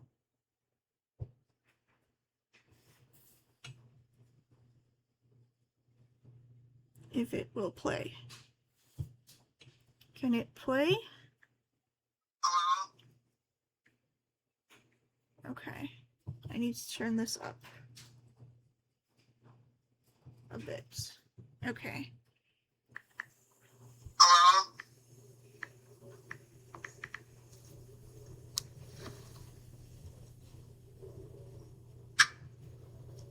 Yeah, playing dumb won't get you anywhere, you fuck bitch. Oh my god. You know exactly what you've been fucking doing. You do not have a restraining order against me. You never have. Ever. You regretted it automatically. And guess what? It expired last year. You're going to hear from our lawyer very fucking soon. Have a blessed day. So a few things about that, right? The contradictions, mostly.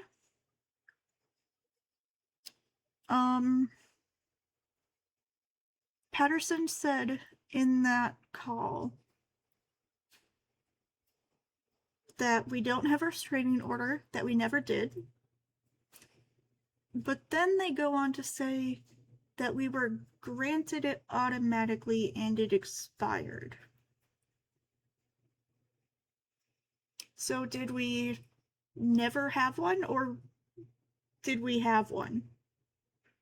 Because it can't be both. So that happened. That was a fun day. After we had gotten that recording from our friend of that call, we did decide to call the local police because we were still living in a different place at that time. We hadn't moved here yet.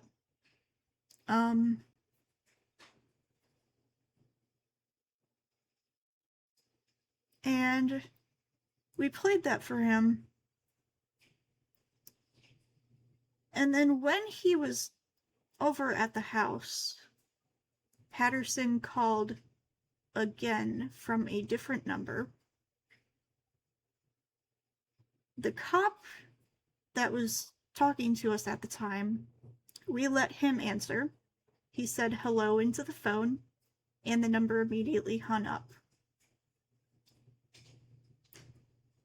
Then, let's see.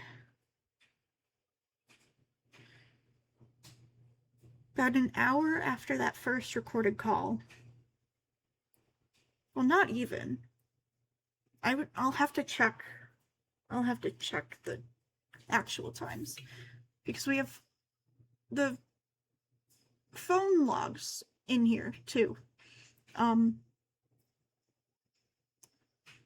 But after the cop left, not very long after he had left, Patterson called from another new number.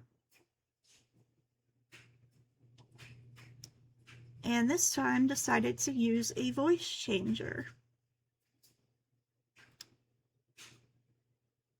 We were talking with the mother at this point about what had happened.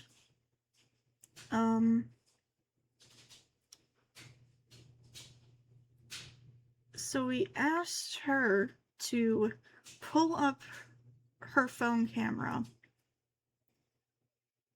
go to video and hit record, and then she could answer the phone. And she did. And this is what that was.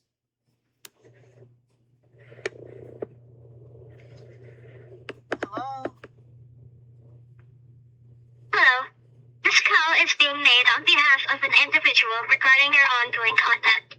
You are hereby formally directed to cease and desist immediately from all contact with this individual and from any conduct directed towards them. This includes, but is not limited to, online posts, messages, third-party contact, impersonation, boxing, but we're going to continue discussion of them by name or implication. The actions constitute harassment and stalking, including repeated electronic conduct that has caused severe emotional distress and fear for personal safety. This message serves as official legal notice. Legal remedies are being actively pursued. Counsel will be in contact and court action is imminent. Ms. Kira Donatella, you are not authorized to respond, reply, or make further contact. Any additional contact or conduct will be documented and submitted as evidence. This notice is issued for your compliance. This is so fake.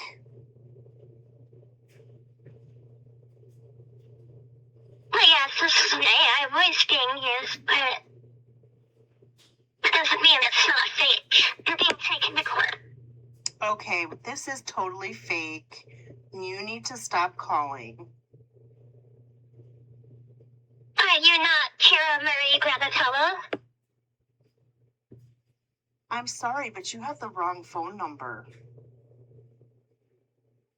It's really weird considering it is on her court case. Well, I apologize for the wrong number. I will stop calling this number. thank you.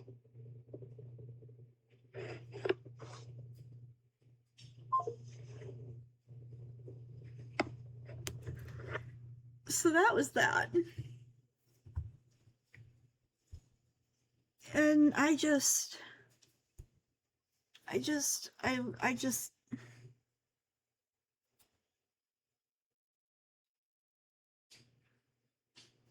you're trying to send us a cease and desist, and you used some anime-ass voice changer for that? Are you fucking kidding me? You expect anyone to take that seriously? So now, us and our friends have a joke. And it's basically, Uwu, you're going to court. Uwu, you're going to jail. Because how the fuck are we supposed to take that seriously?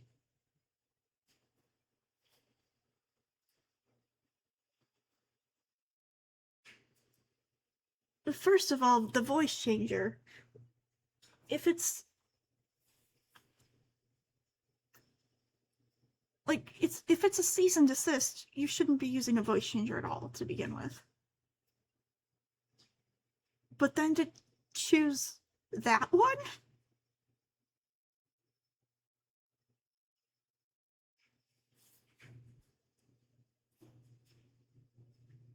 I don't know. That's just really, really fucking funny to me. Like, no one's gonna take that seriously. They're gonna hear that in court. If we are taken to court, because we do have that recorded, we'll end up playing that in court and Patterson is going to be laughed out. Like, you're actually kidding me, right? That's a joke.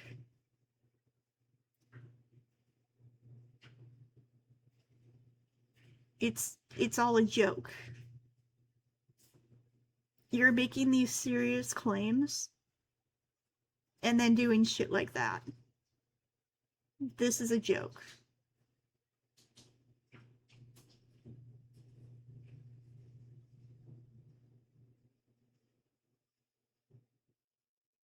It's a joke.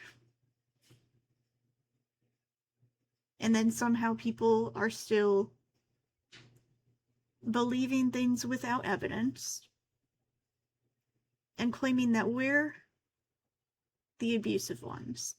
Have we behaved abusively in this situation? Maybe. I don't know. I don't have those memories. I'm not going to say that we didn't. But we have never sent Patterson voicemails.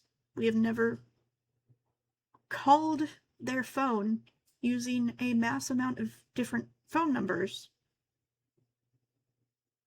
and done shit like this. And then claimed that we were the ones being harassed after sending voicemails and calls like that. We've said from the beginning that all we've wanted is to be left alone. But because this has continued, and it's gone on for almost 5 fucking years now, with all these other people being dragged into this, deciding to hop on the bandwagon,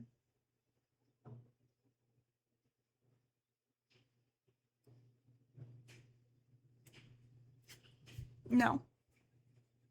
Now you get to face the consequences of your actions. Now you get to watch as we put everything we have out there. Now you get to watch us heal and be happy and move on.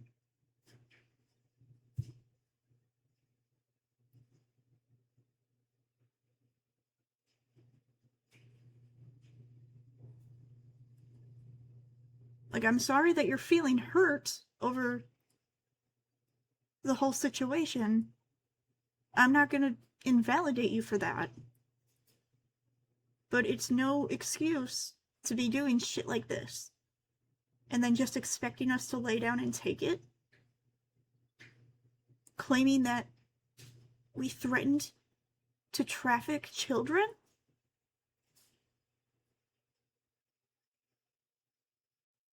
Speaking of, this is a good time, I think, to bring that up.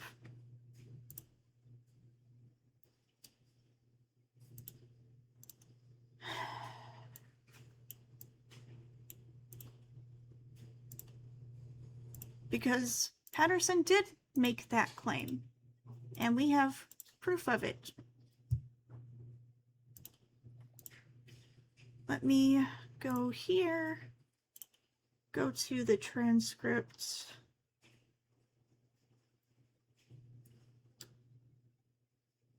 And we're just going to sit and listen.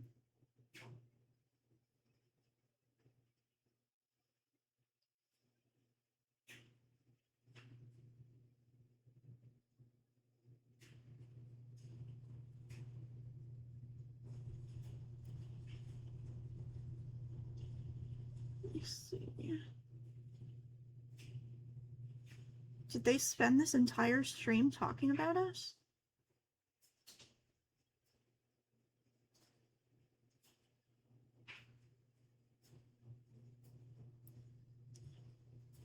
Okay.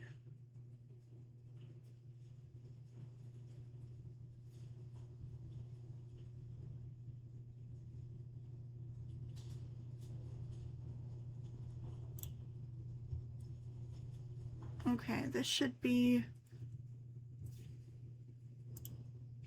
Yeah, that should be... Let me...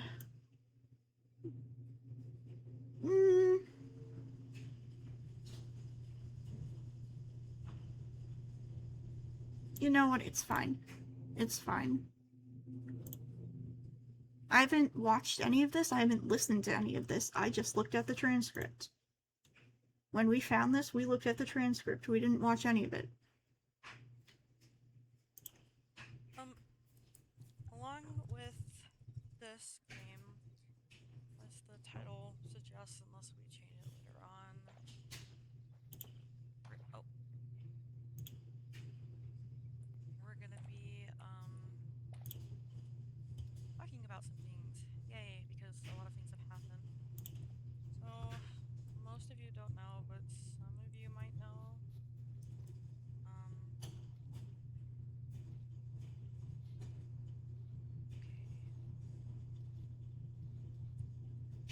We have a few actually, but this is the main one I'm talking about. We have a stalker. It's our abuser, has been stalking us, copying us, stealing things from us, all that for like 5 years now. Actually, need to get a life, like grown adult doing this. Recently harassing somebody that bought a custom, or not a custom, an OC design from us, claiming that it was stolen, quote, quote. It's just something she's been doing for a long time to project onto us. She also once tried to say that we're faking diabetes, literally just to get a rile out of us. And then try to like paint us as the bad guy.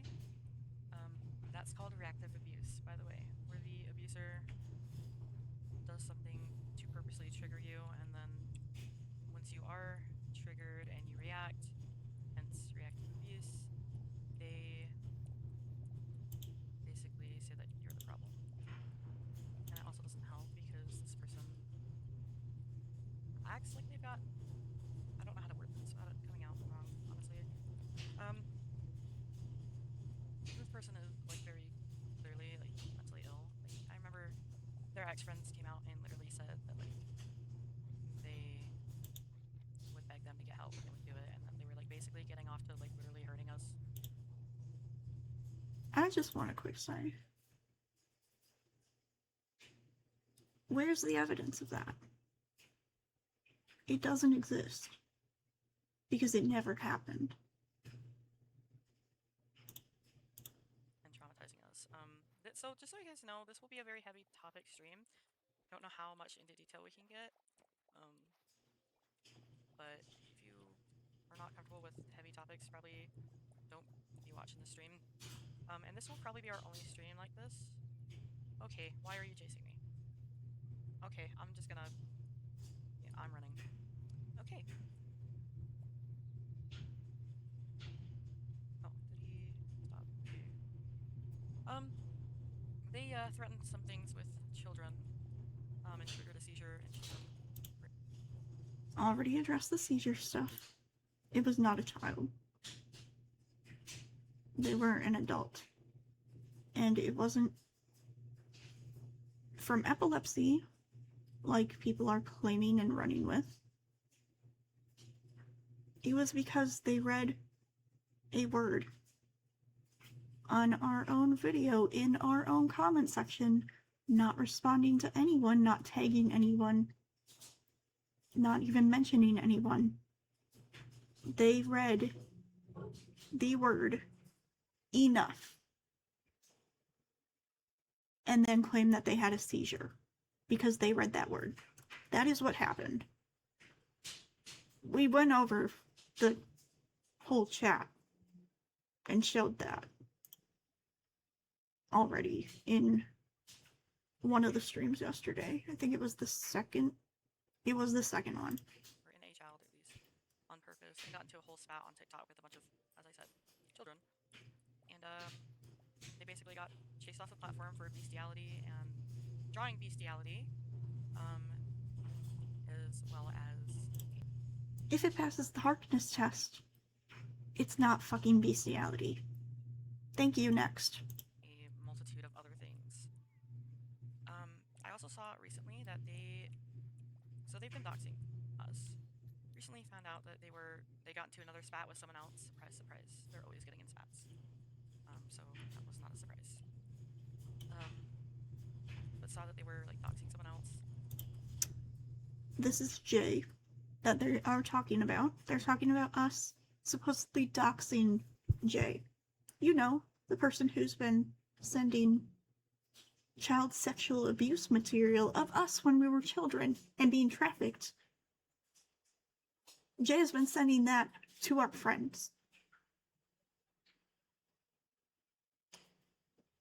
They are defending someone who seeks out and distributes child sexual abuse material, aka child porn. Are you fucking kidding me? Are you fucking kidding me? I didn't mean to click that. Fuck me. Can I just close this window, please? Just let me close. Oh my god.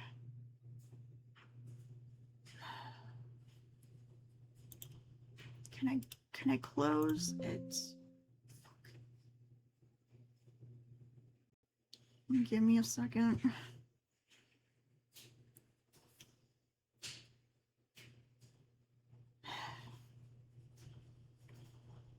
I didn't mean to...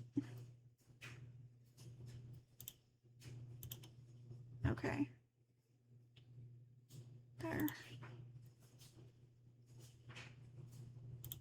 But, yeah, so Patterson is defending someone who seeks out and distributes child porn.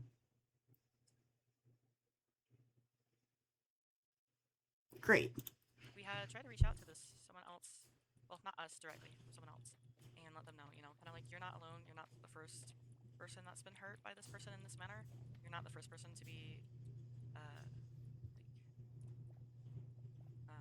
projected onto and lied about and put into a smear campaign. Ooh. Who are you? Okay, I don't know if that's... I want to look at this, forgot the time. Right. Where was I?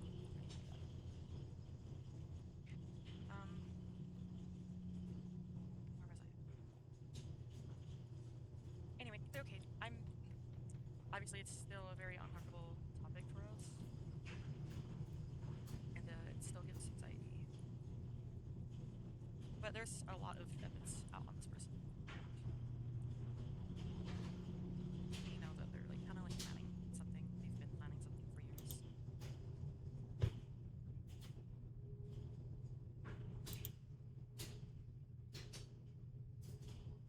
Planning something?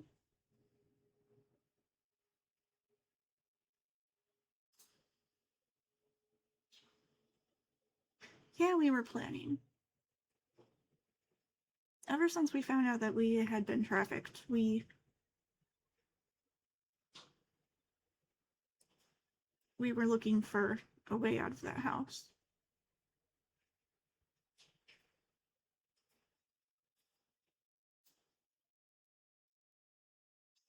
And for 2 years since we found out, we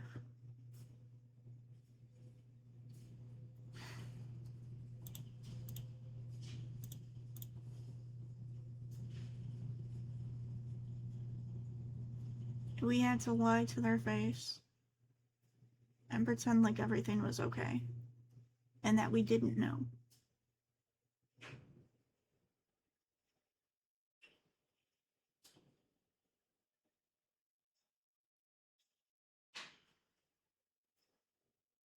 When we were in that house, we could talk about this to our friends on voice chat and everything,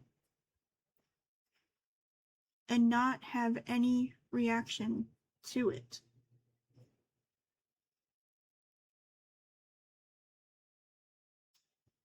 Our friend who gave us the titles of some of the child sexual abuse material that we were in, we read those titles and those descriptions and felt nothing. We were on call with our friends when our friend sent us that.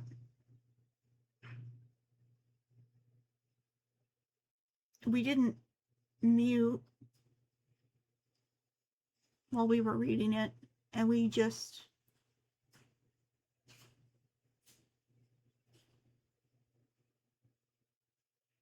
sounded normal, like nothing out of the ordinary had happened, like we hadn't just been told. Yeah, you were in all of this, and you were definitely trafficked, and I'm so sorry.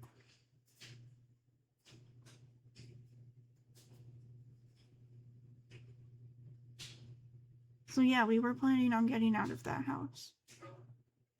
And we did. We're here. We survived. We're surviving. We're doing more than surviving now. We're literally thriving. We haven't actually lived in... I don't think we've ever actually lived. All we've done is survive.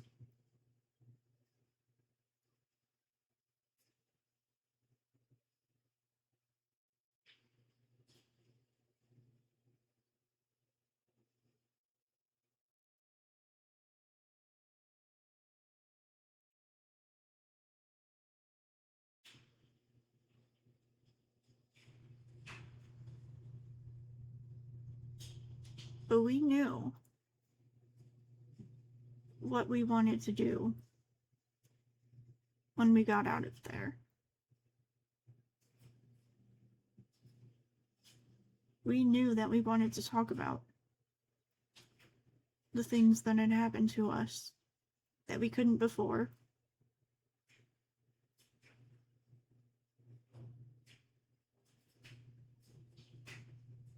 And we wanted to show everything about this other situation that Patterson has decided to use our trafficking against us and drag that into this. And say that we threatened to traffic children when, if you look through that group chat, which we showed on stream last night,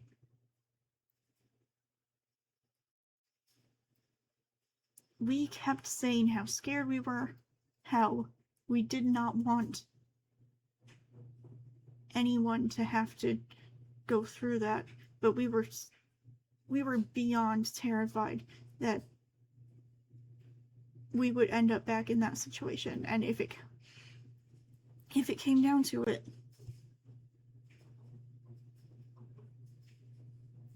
we would choose our own survival over anyone else, because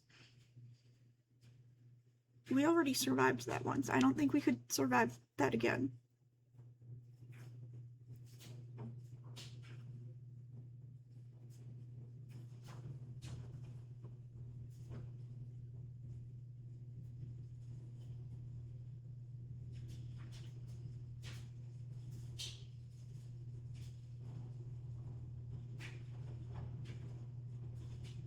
We barely survived the first time.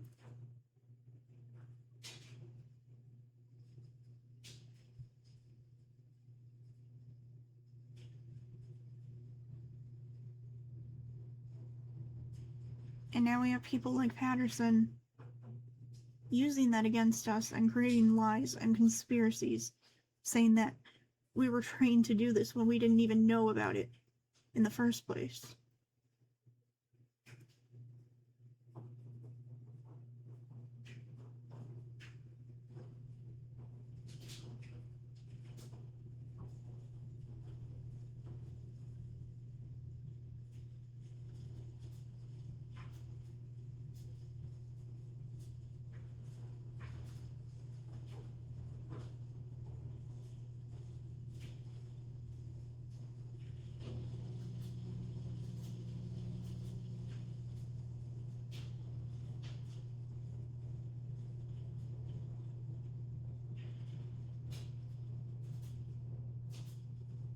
We have people saying this when we haven't been able to process it until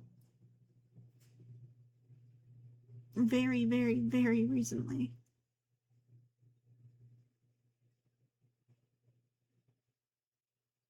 We've only been here a couple weeks, and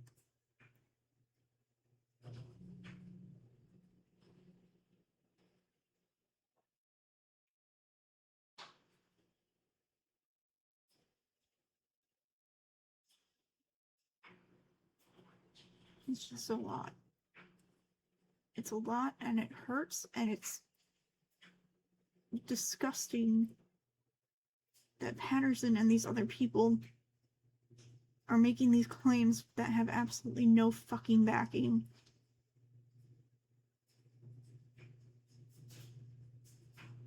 Just because they know it'll hurt us. We never claimed that we were perfect. We've always said that we want to be held accountable. We have made a lot of mistakes. We've done things we aren't proud of. But that doesn't give Patterson the right to claim things.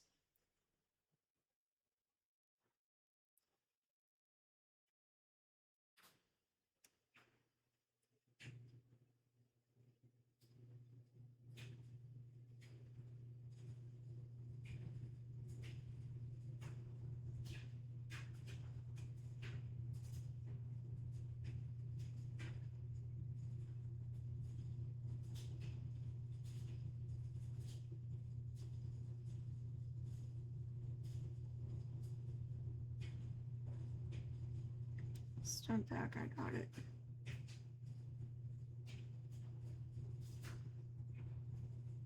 Just take a breath. I got it.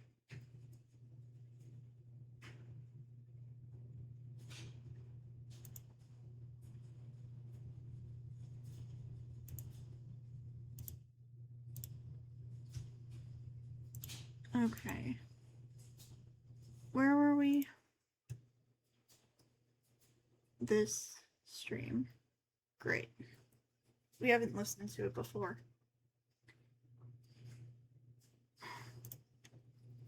And they recently got a hold of our Twitch handle, so they're likely going to be starting up with the doxing again, which is fantastic. Which is really funny considering they go around saying that I've doxed them, quote, quote, and worse, when they're literally going around doing stuff like this. I don't know. It was, I don't know, this person is just really insane. Like I said, they're harassing people that now get art or designs from us and claiming that it's quote unquote stolen, and then providing like half-baked quote unquote evidence. And we actually had someone reach out to us, and that is the only reason we felt the need to go public about it and say anything about it, is because someone got harassed by this person, and they went to us about it and told us, you know, hey, I'm really uncomfortable by this person, and they do own a design made by that person. They didn't really know anything about that person. Goodness. Yeah, but they didn't know anything about them, so they own a design by them. They said it's just really spiked their anxiety the way this person's like talking to them.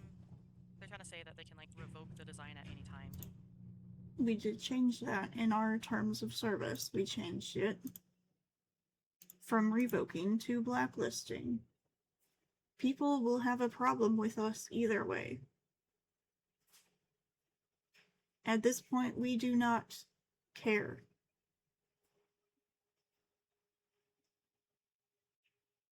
We are just going to put you on our blacklist. You can have the designs if you would like to be connected to us.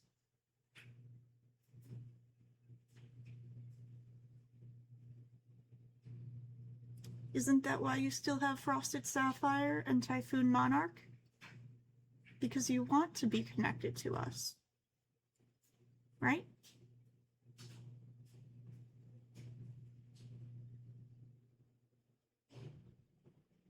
You can keep them. We don't care. It just means that you'll always have something to always remind you of us. I personally don't think that's healthy, but if you want to be connected to us while claiming that you are being harassed, while sending us voicemails like that, while sending us cease and desist through numerous phone numbers by calling our phone and using a self-admitted AI voice changer. That sounds like something from a bad anime. You can go ahead and do that.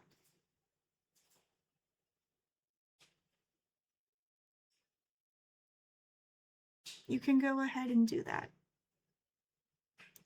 Just because they want to, which not even true, by the way. And the Toy House admin, which is the site this is happening on, is not going to let that fly. Well, it's a good thing that we don't have that in our terms of service anymore then. Isn't it?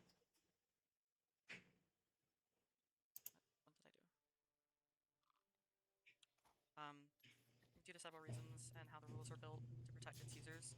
So no, if they are watching this, just know that no, that person cannot actually take away something that you own and paid for. So don't worry about that. I know it is stressful though when someone is threatening you. Threatening.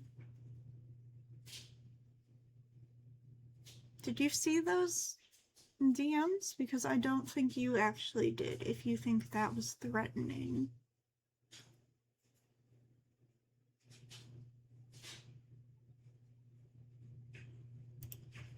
And then again, it doesn't seem like wish read the DMs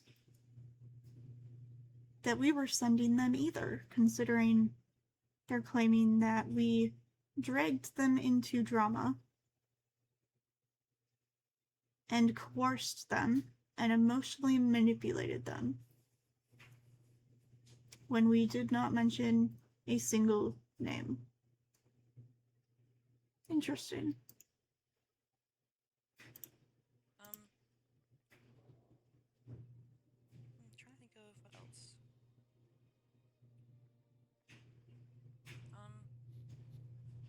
Obviously, yeah, it's still an uncomfortable topic for us. We've been dealing with this person since, I guess, the worst day. Give me just a moment. Okay, I'm sorry about that. I thought I put a do not disturb sign. We've been dealing with this person since 2021. A bunch of sexual harassment.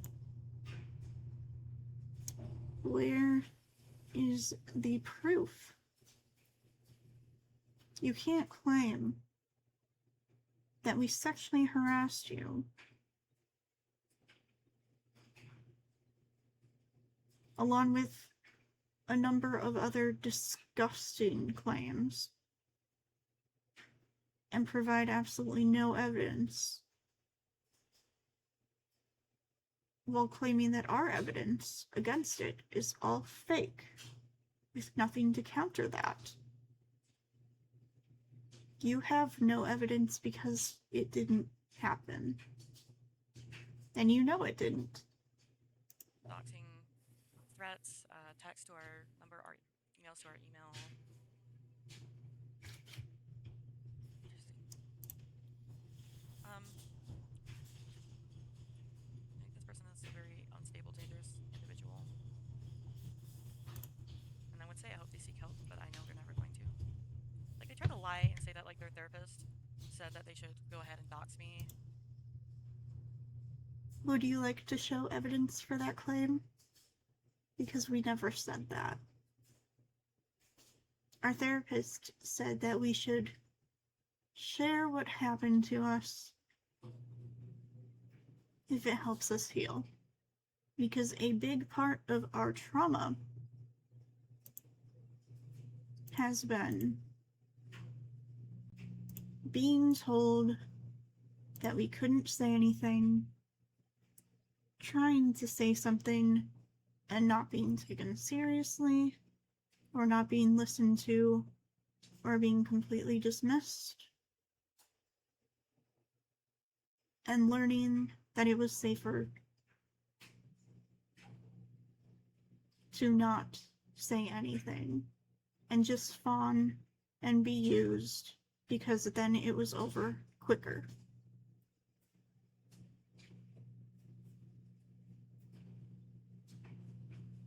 So no, we are done being silent. We are done laying down and waiting for this to blow over while we just want to be left alone. It's been almost 5 years, and we are not staying silent about it any longer. And basically put my life in danger again and lie to the cops about me again, which that caused a lot of trauma because we all know how police are. And yes, there were times they called us, but it did end up immediately apologizing and being like, oh, yeah, that's not against the law. I don't know why she's called us. And I'm like, I don't know why either. Interesting. Very interesting. It's a good thing that we have the police reports, both including ones that we've made on you and ones that you've made on us. Please don't call me again about her unless you have like evidence provided to you. And that never got a call since. I know that she's been spamming them still, but the police were actually surprisingly smart about it this time, or last time, and just kind of dropped it, not talked to us about it since. You claim that we've been spamming the police that was local to us before we moved. Do you have any proof of that? Because we don't have to, but we are going to be showing our phone call logs.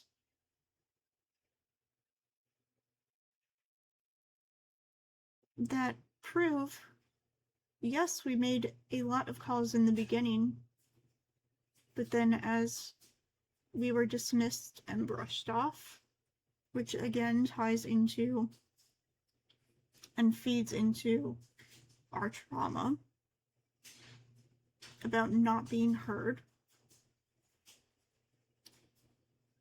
we gave up. We stopped calling.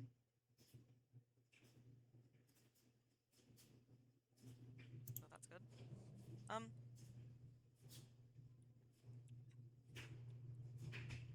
Goodness, I lagged for a minute. I don't really know what else to say.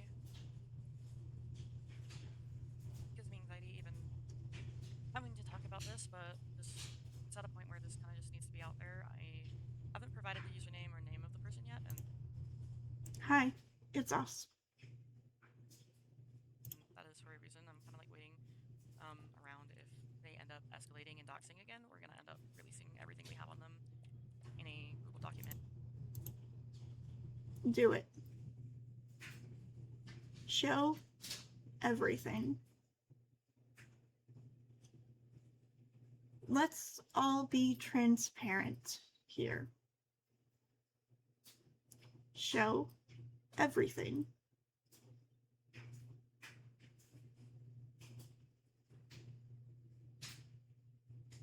And probably several videos that go over their behavior. Are you friendly? Nope, you're not friendly.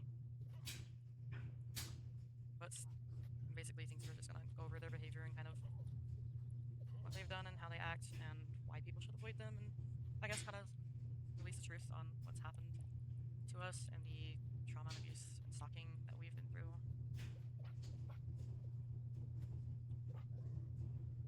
Because it is just absolutely not okay. This person's behavior is absolutely not okay. I also know that they were talking to a 15-year-old and dating said 15-year-old when they were like 20. This we already addressed and even disproved with the group chats.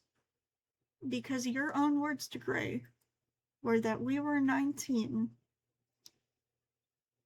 and that person was 15. Which is, again, not okay. They did tell us that they were 17. We didn't claim that they were 18. We were in a server together where they were given the not safe for work role. We were not the owner of that server. We were not a mod in that server.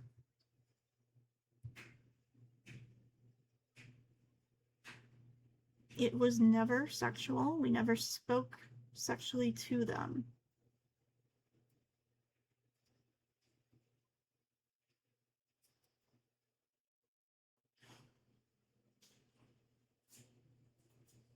We already addressed this. We're not going to continue speaking about that. Because if people still believe that,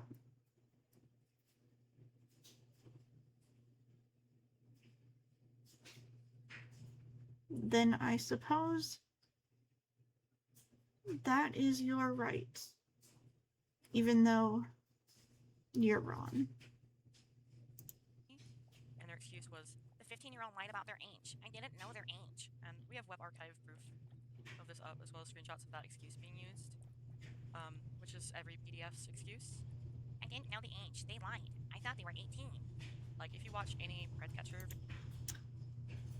Well, here's the difference, right? With predator catching videos, the predators first approach the child first. They make initial contact, right?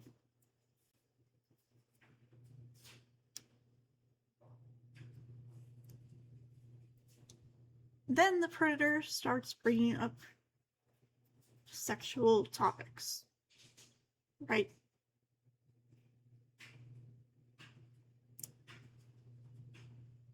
The difference is that those predators are told by the decoys that the decoy is a minor, that the decoy is a child. And the predators do not care. They continue speaking sexually. They try to meet up with a child for sex. That is not what happened in our situation. This was someone that we were friends with, who we shared a server with, who had the Not Safe for Work art role in that server. They told us they were 17. We were 19. It still should not have happened.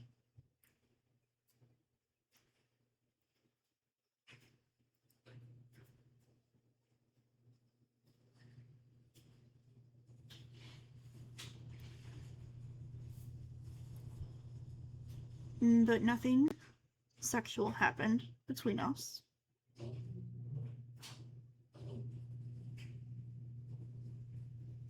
And they told us that they were 17.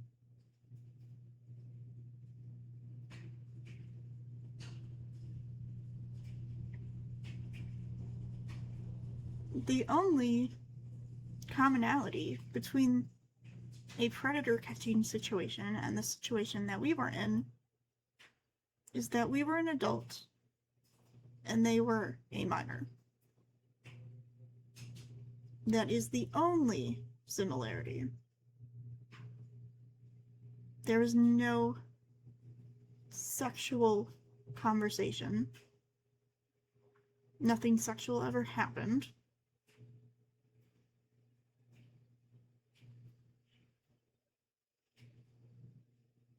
So the fact that we are being compared to a pedophile, especially because when we were a minor, we were groomed multiple times by multiple men online.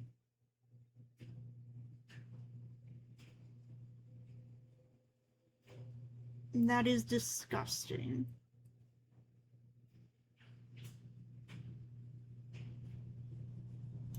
Videos, you'll know that that is one of the most common excuses. And considering the way they threaten to, I don't know, the word starts with a T. It revolves selling humans. They threaten to do that to children. How fucking dare you? Are you fucking kidding me? How fucking dare you?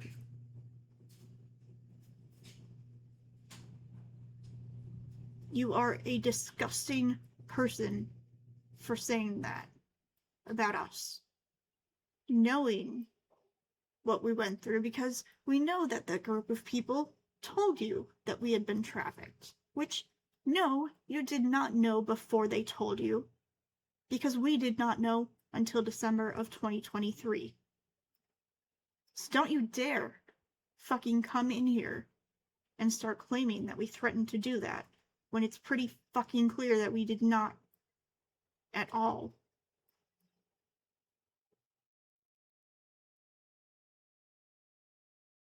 You are a disgusting excuse for a person.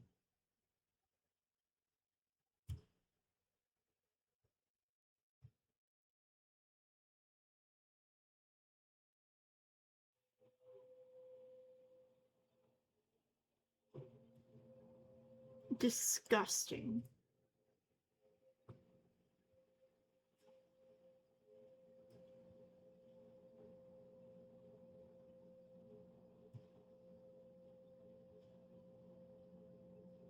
Disgusting. Which I don't. The children still have evidence on that. They still got their TikTok videos up. We went over the TikTok videos yesterday in the first stream, I believe. None of them were children, first of all.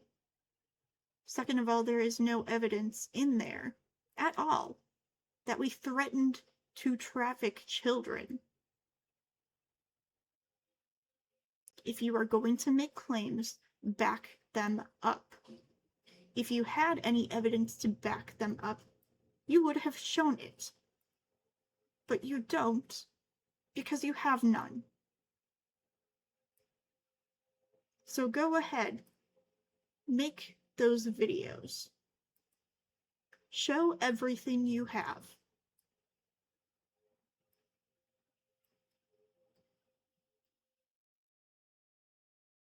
Because we are putting everything we have out there.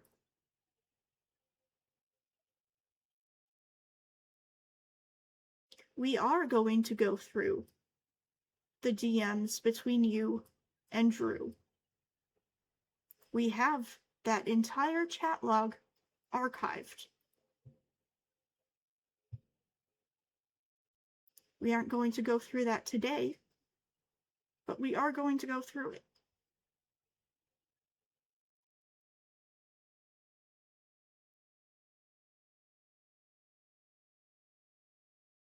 Because you want the truth out there, right? You want us to take accountability and own up to what we did.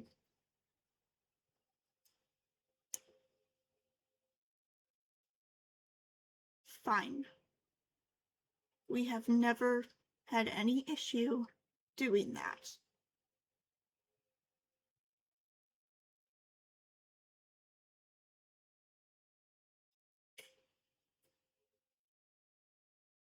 Show everything.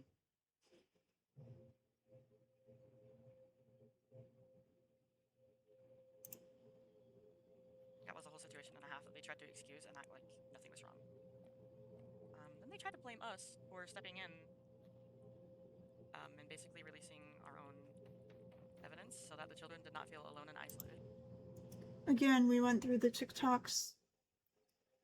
You didn't show any evidence. You played a voice clip of Erez making a joke about how you want to fuck us because you're so obsessive. And you claimed that was sexual harassment. And then you called Erez a she on top of that.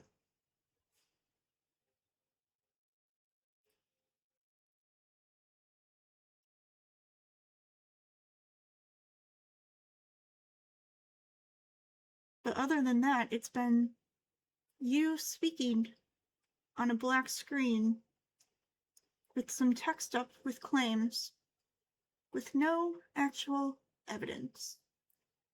I wonder why that is. The way that we did. Because this person is very much a threatening, intimidating, controlling person who very clearly needs mental help and will not get it. Because they think that there's nothing wrong with them or their behaviors, and they think that they're, like Little Miss Perfect. We know we are incredibly mentally ill. Why the fuck do you think we're in therapy? Why the fuck do you think we are doing this stream right now, trying to process everything that has happened?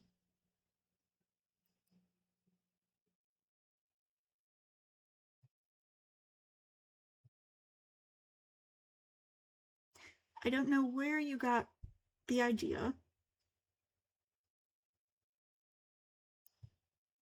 that we said we never make mistakes, or that we don't have our own problems to work on.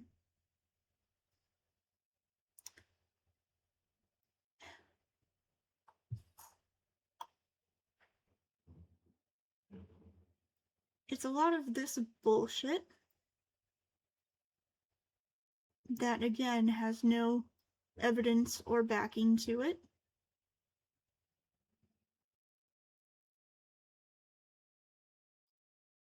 that really pisses me off.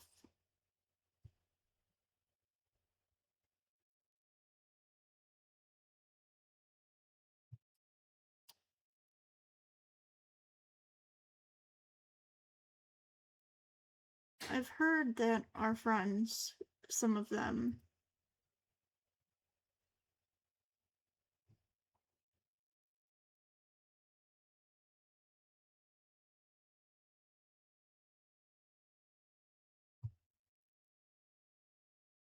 there's this collective understanding within our friend group that if something triggers me out for a negative reason, then somebody fucked up really bad.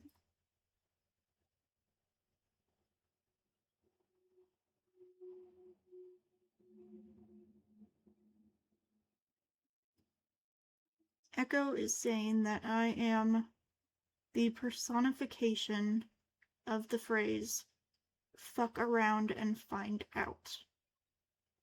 And I don't disagree.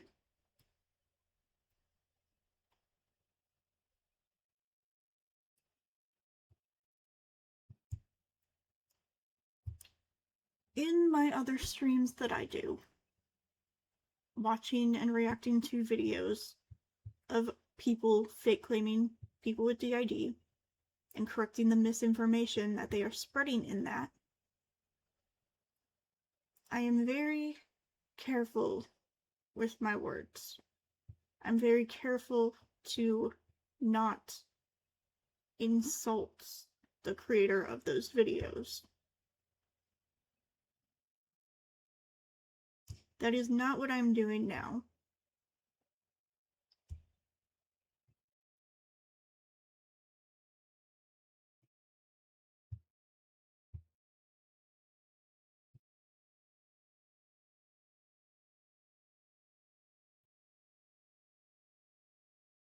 I don't think that there is anything that makes me quite as upset and angry as the claims that have been brought against us involving trafficking children, and the claims that we are abusive and dox someone who has been spreading around child sexual abuse material of us.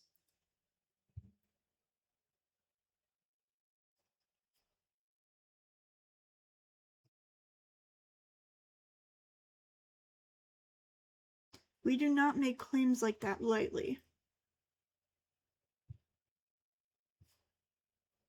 Anyone who has seen the things that we post and have talked about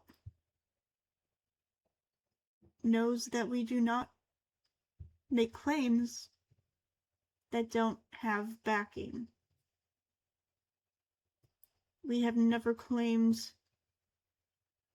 that Patterson or anyone else in any part of this situation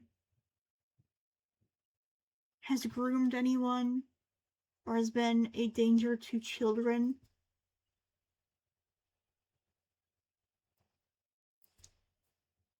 The one time we say that about Jay is because it is true.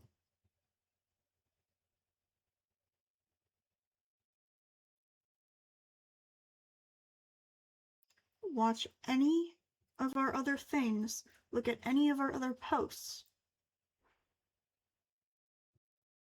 and you'll know that as a fact. We don't make baseless claims. We don't make bullshit claims. We don't say shit just for the intention of hurting other people.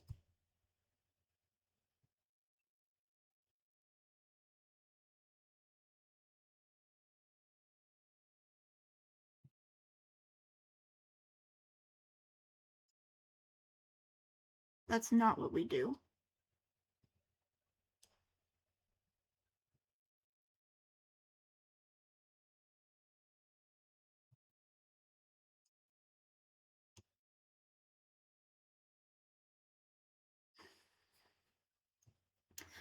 I'm just going to scroll through this slightly.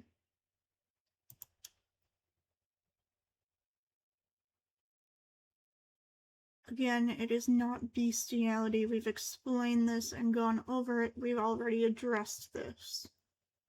If you still think it is, then I hope that you aren't attracted to anything such as werewolves, such as monsters, any non-human creature or character, because that would make you a hypocrite.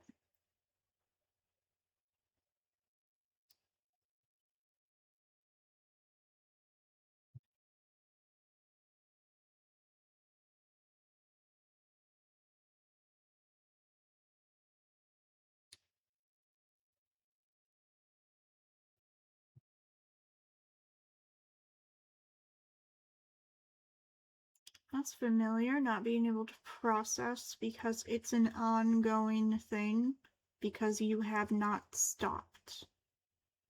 That's familiar.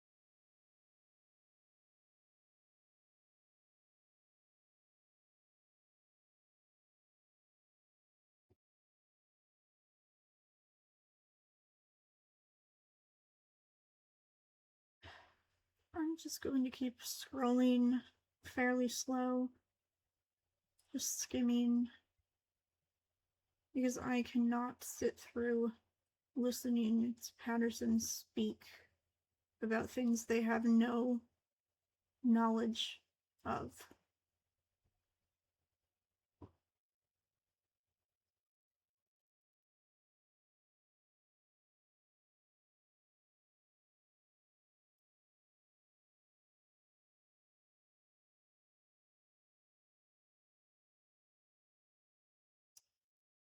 We are the certain stalker, supposedly.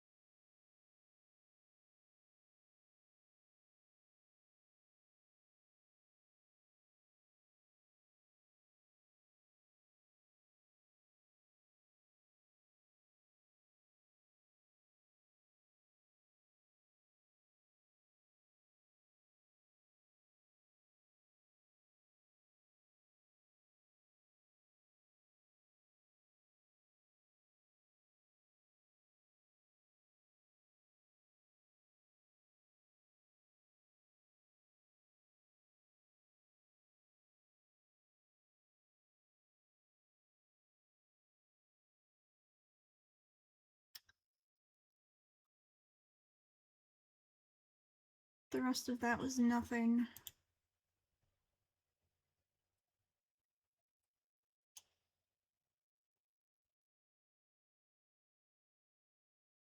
I don't think we have the energy to continue going through this document right now. We need to still finish laundry.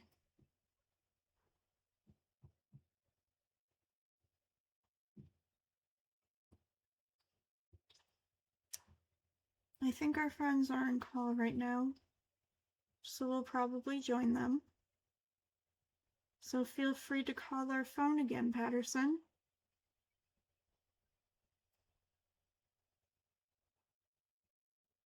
it would be good entertainment.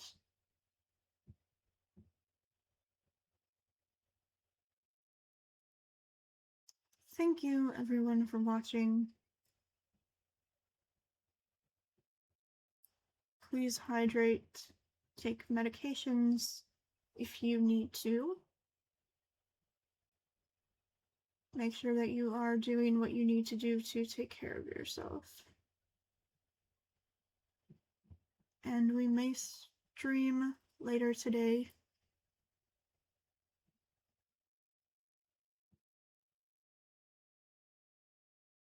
I don't know if we will. I think we need a break.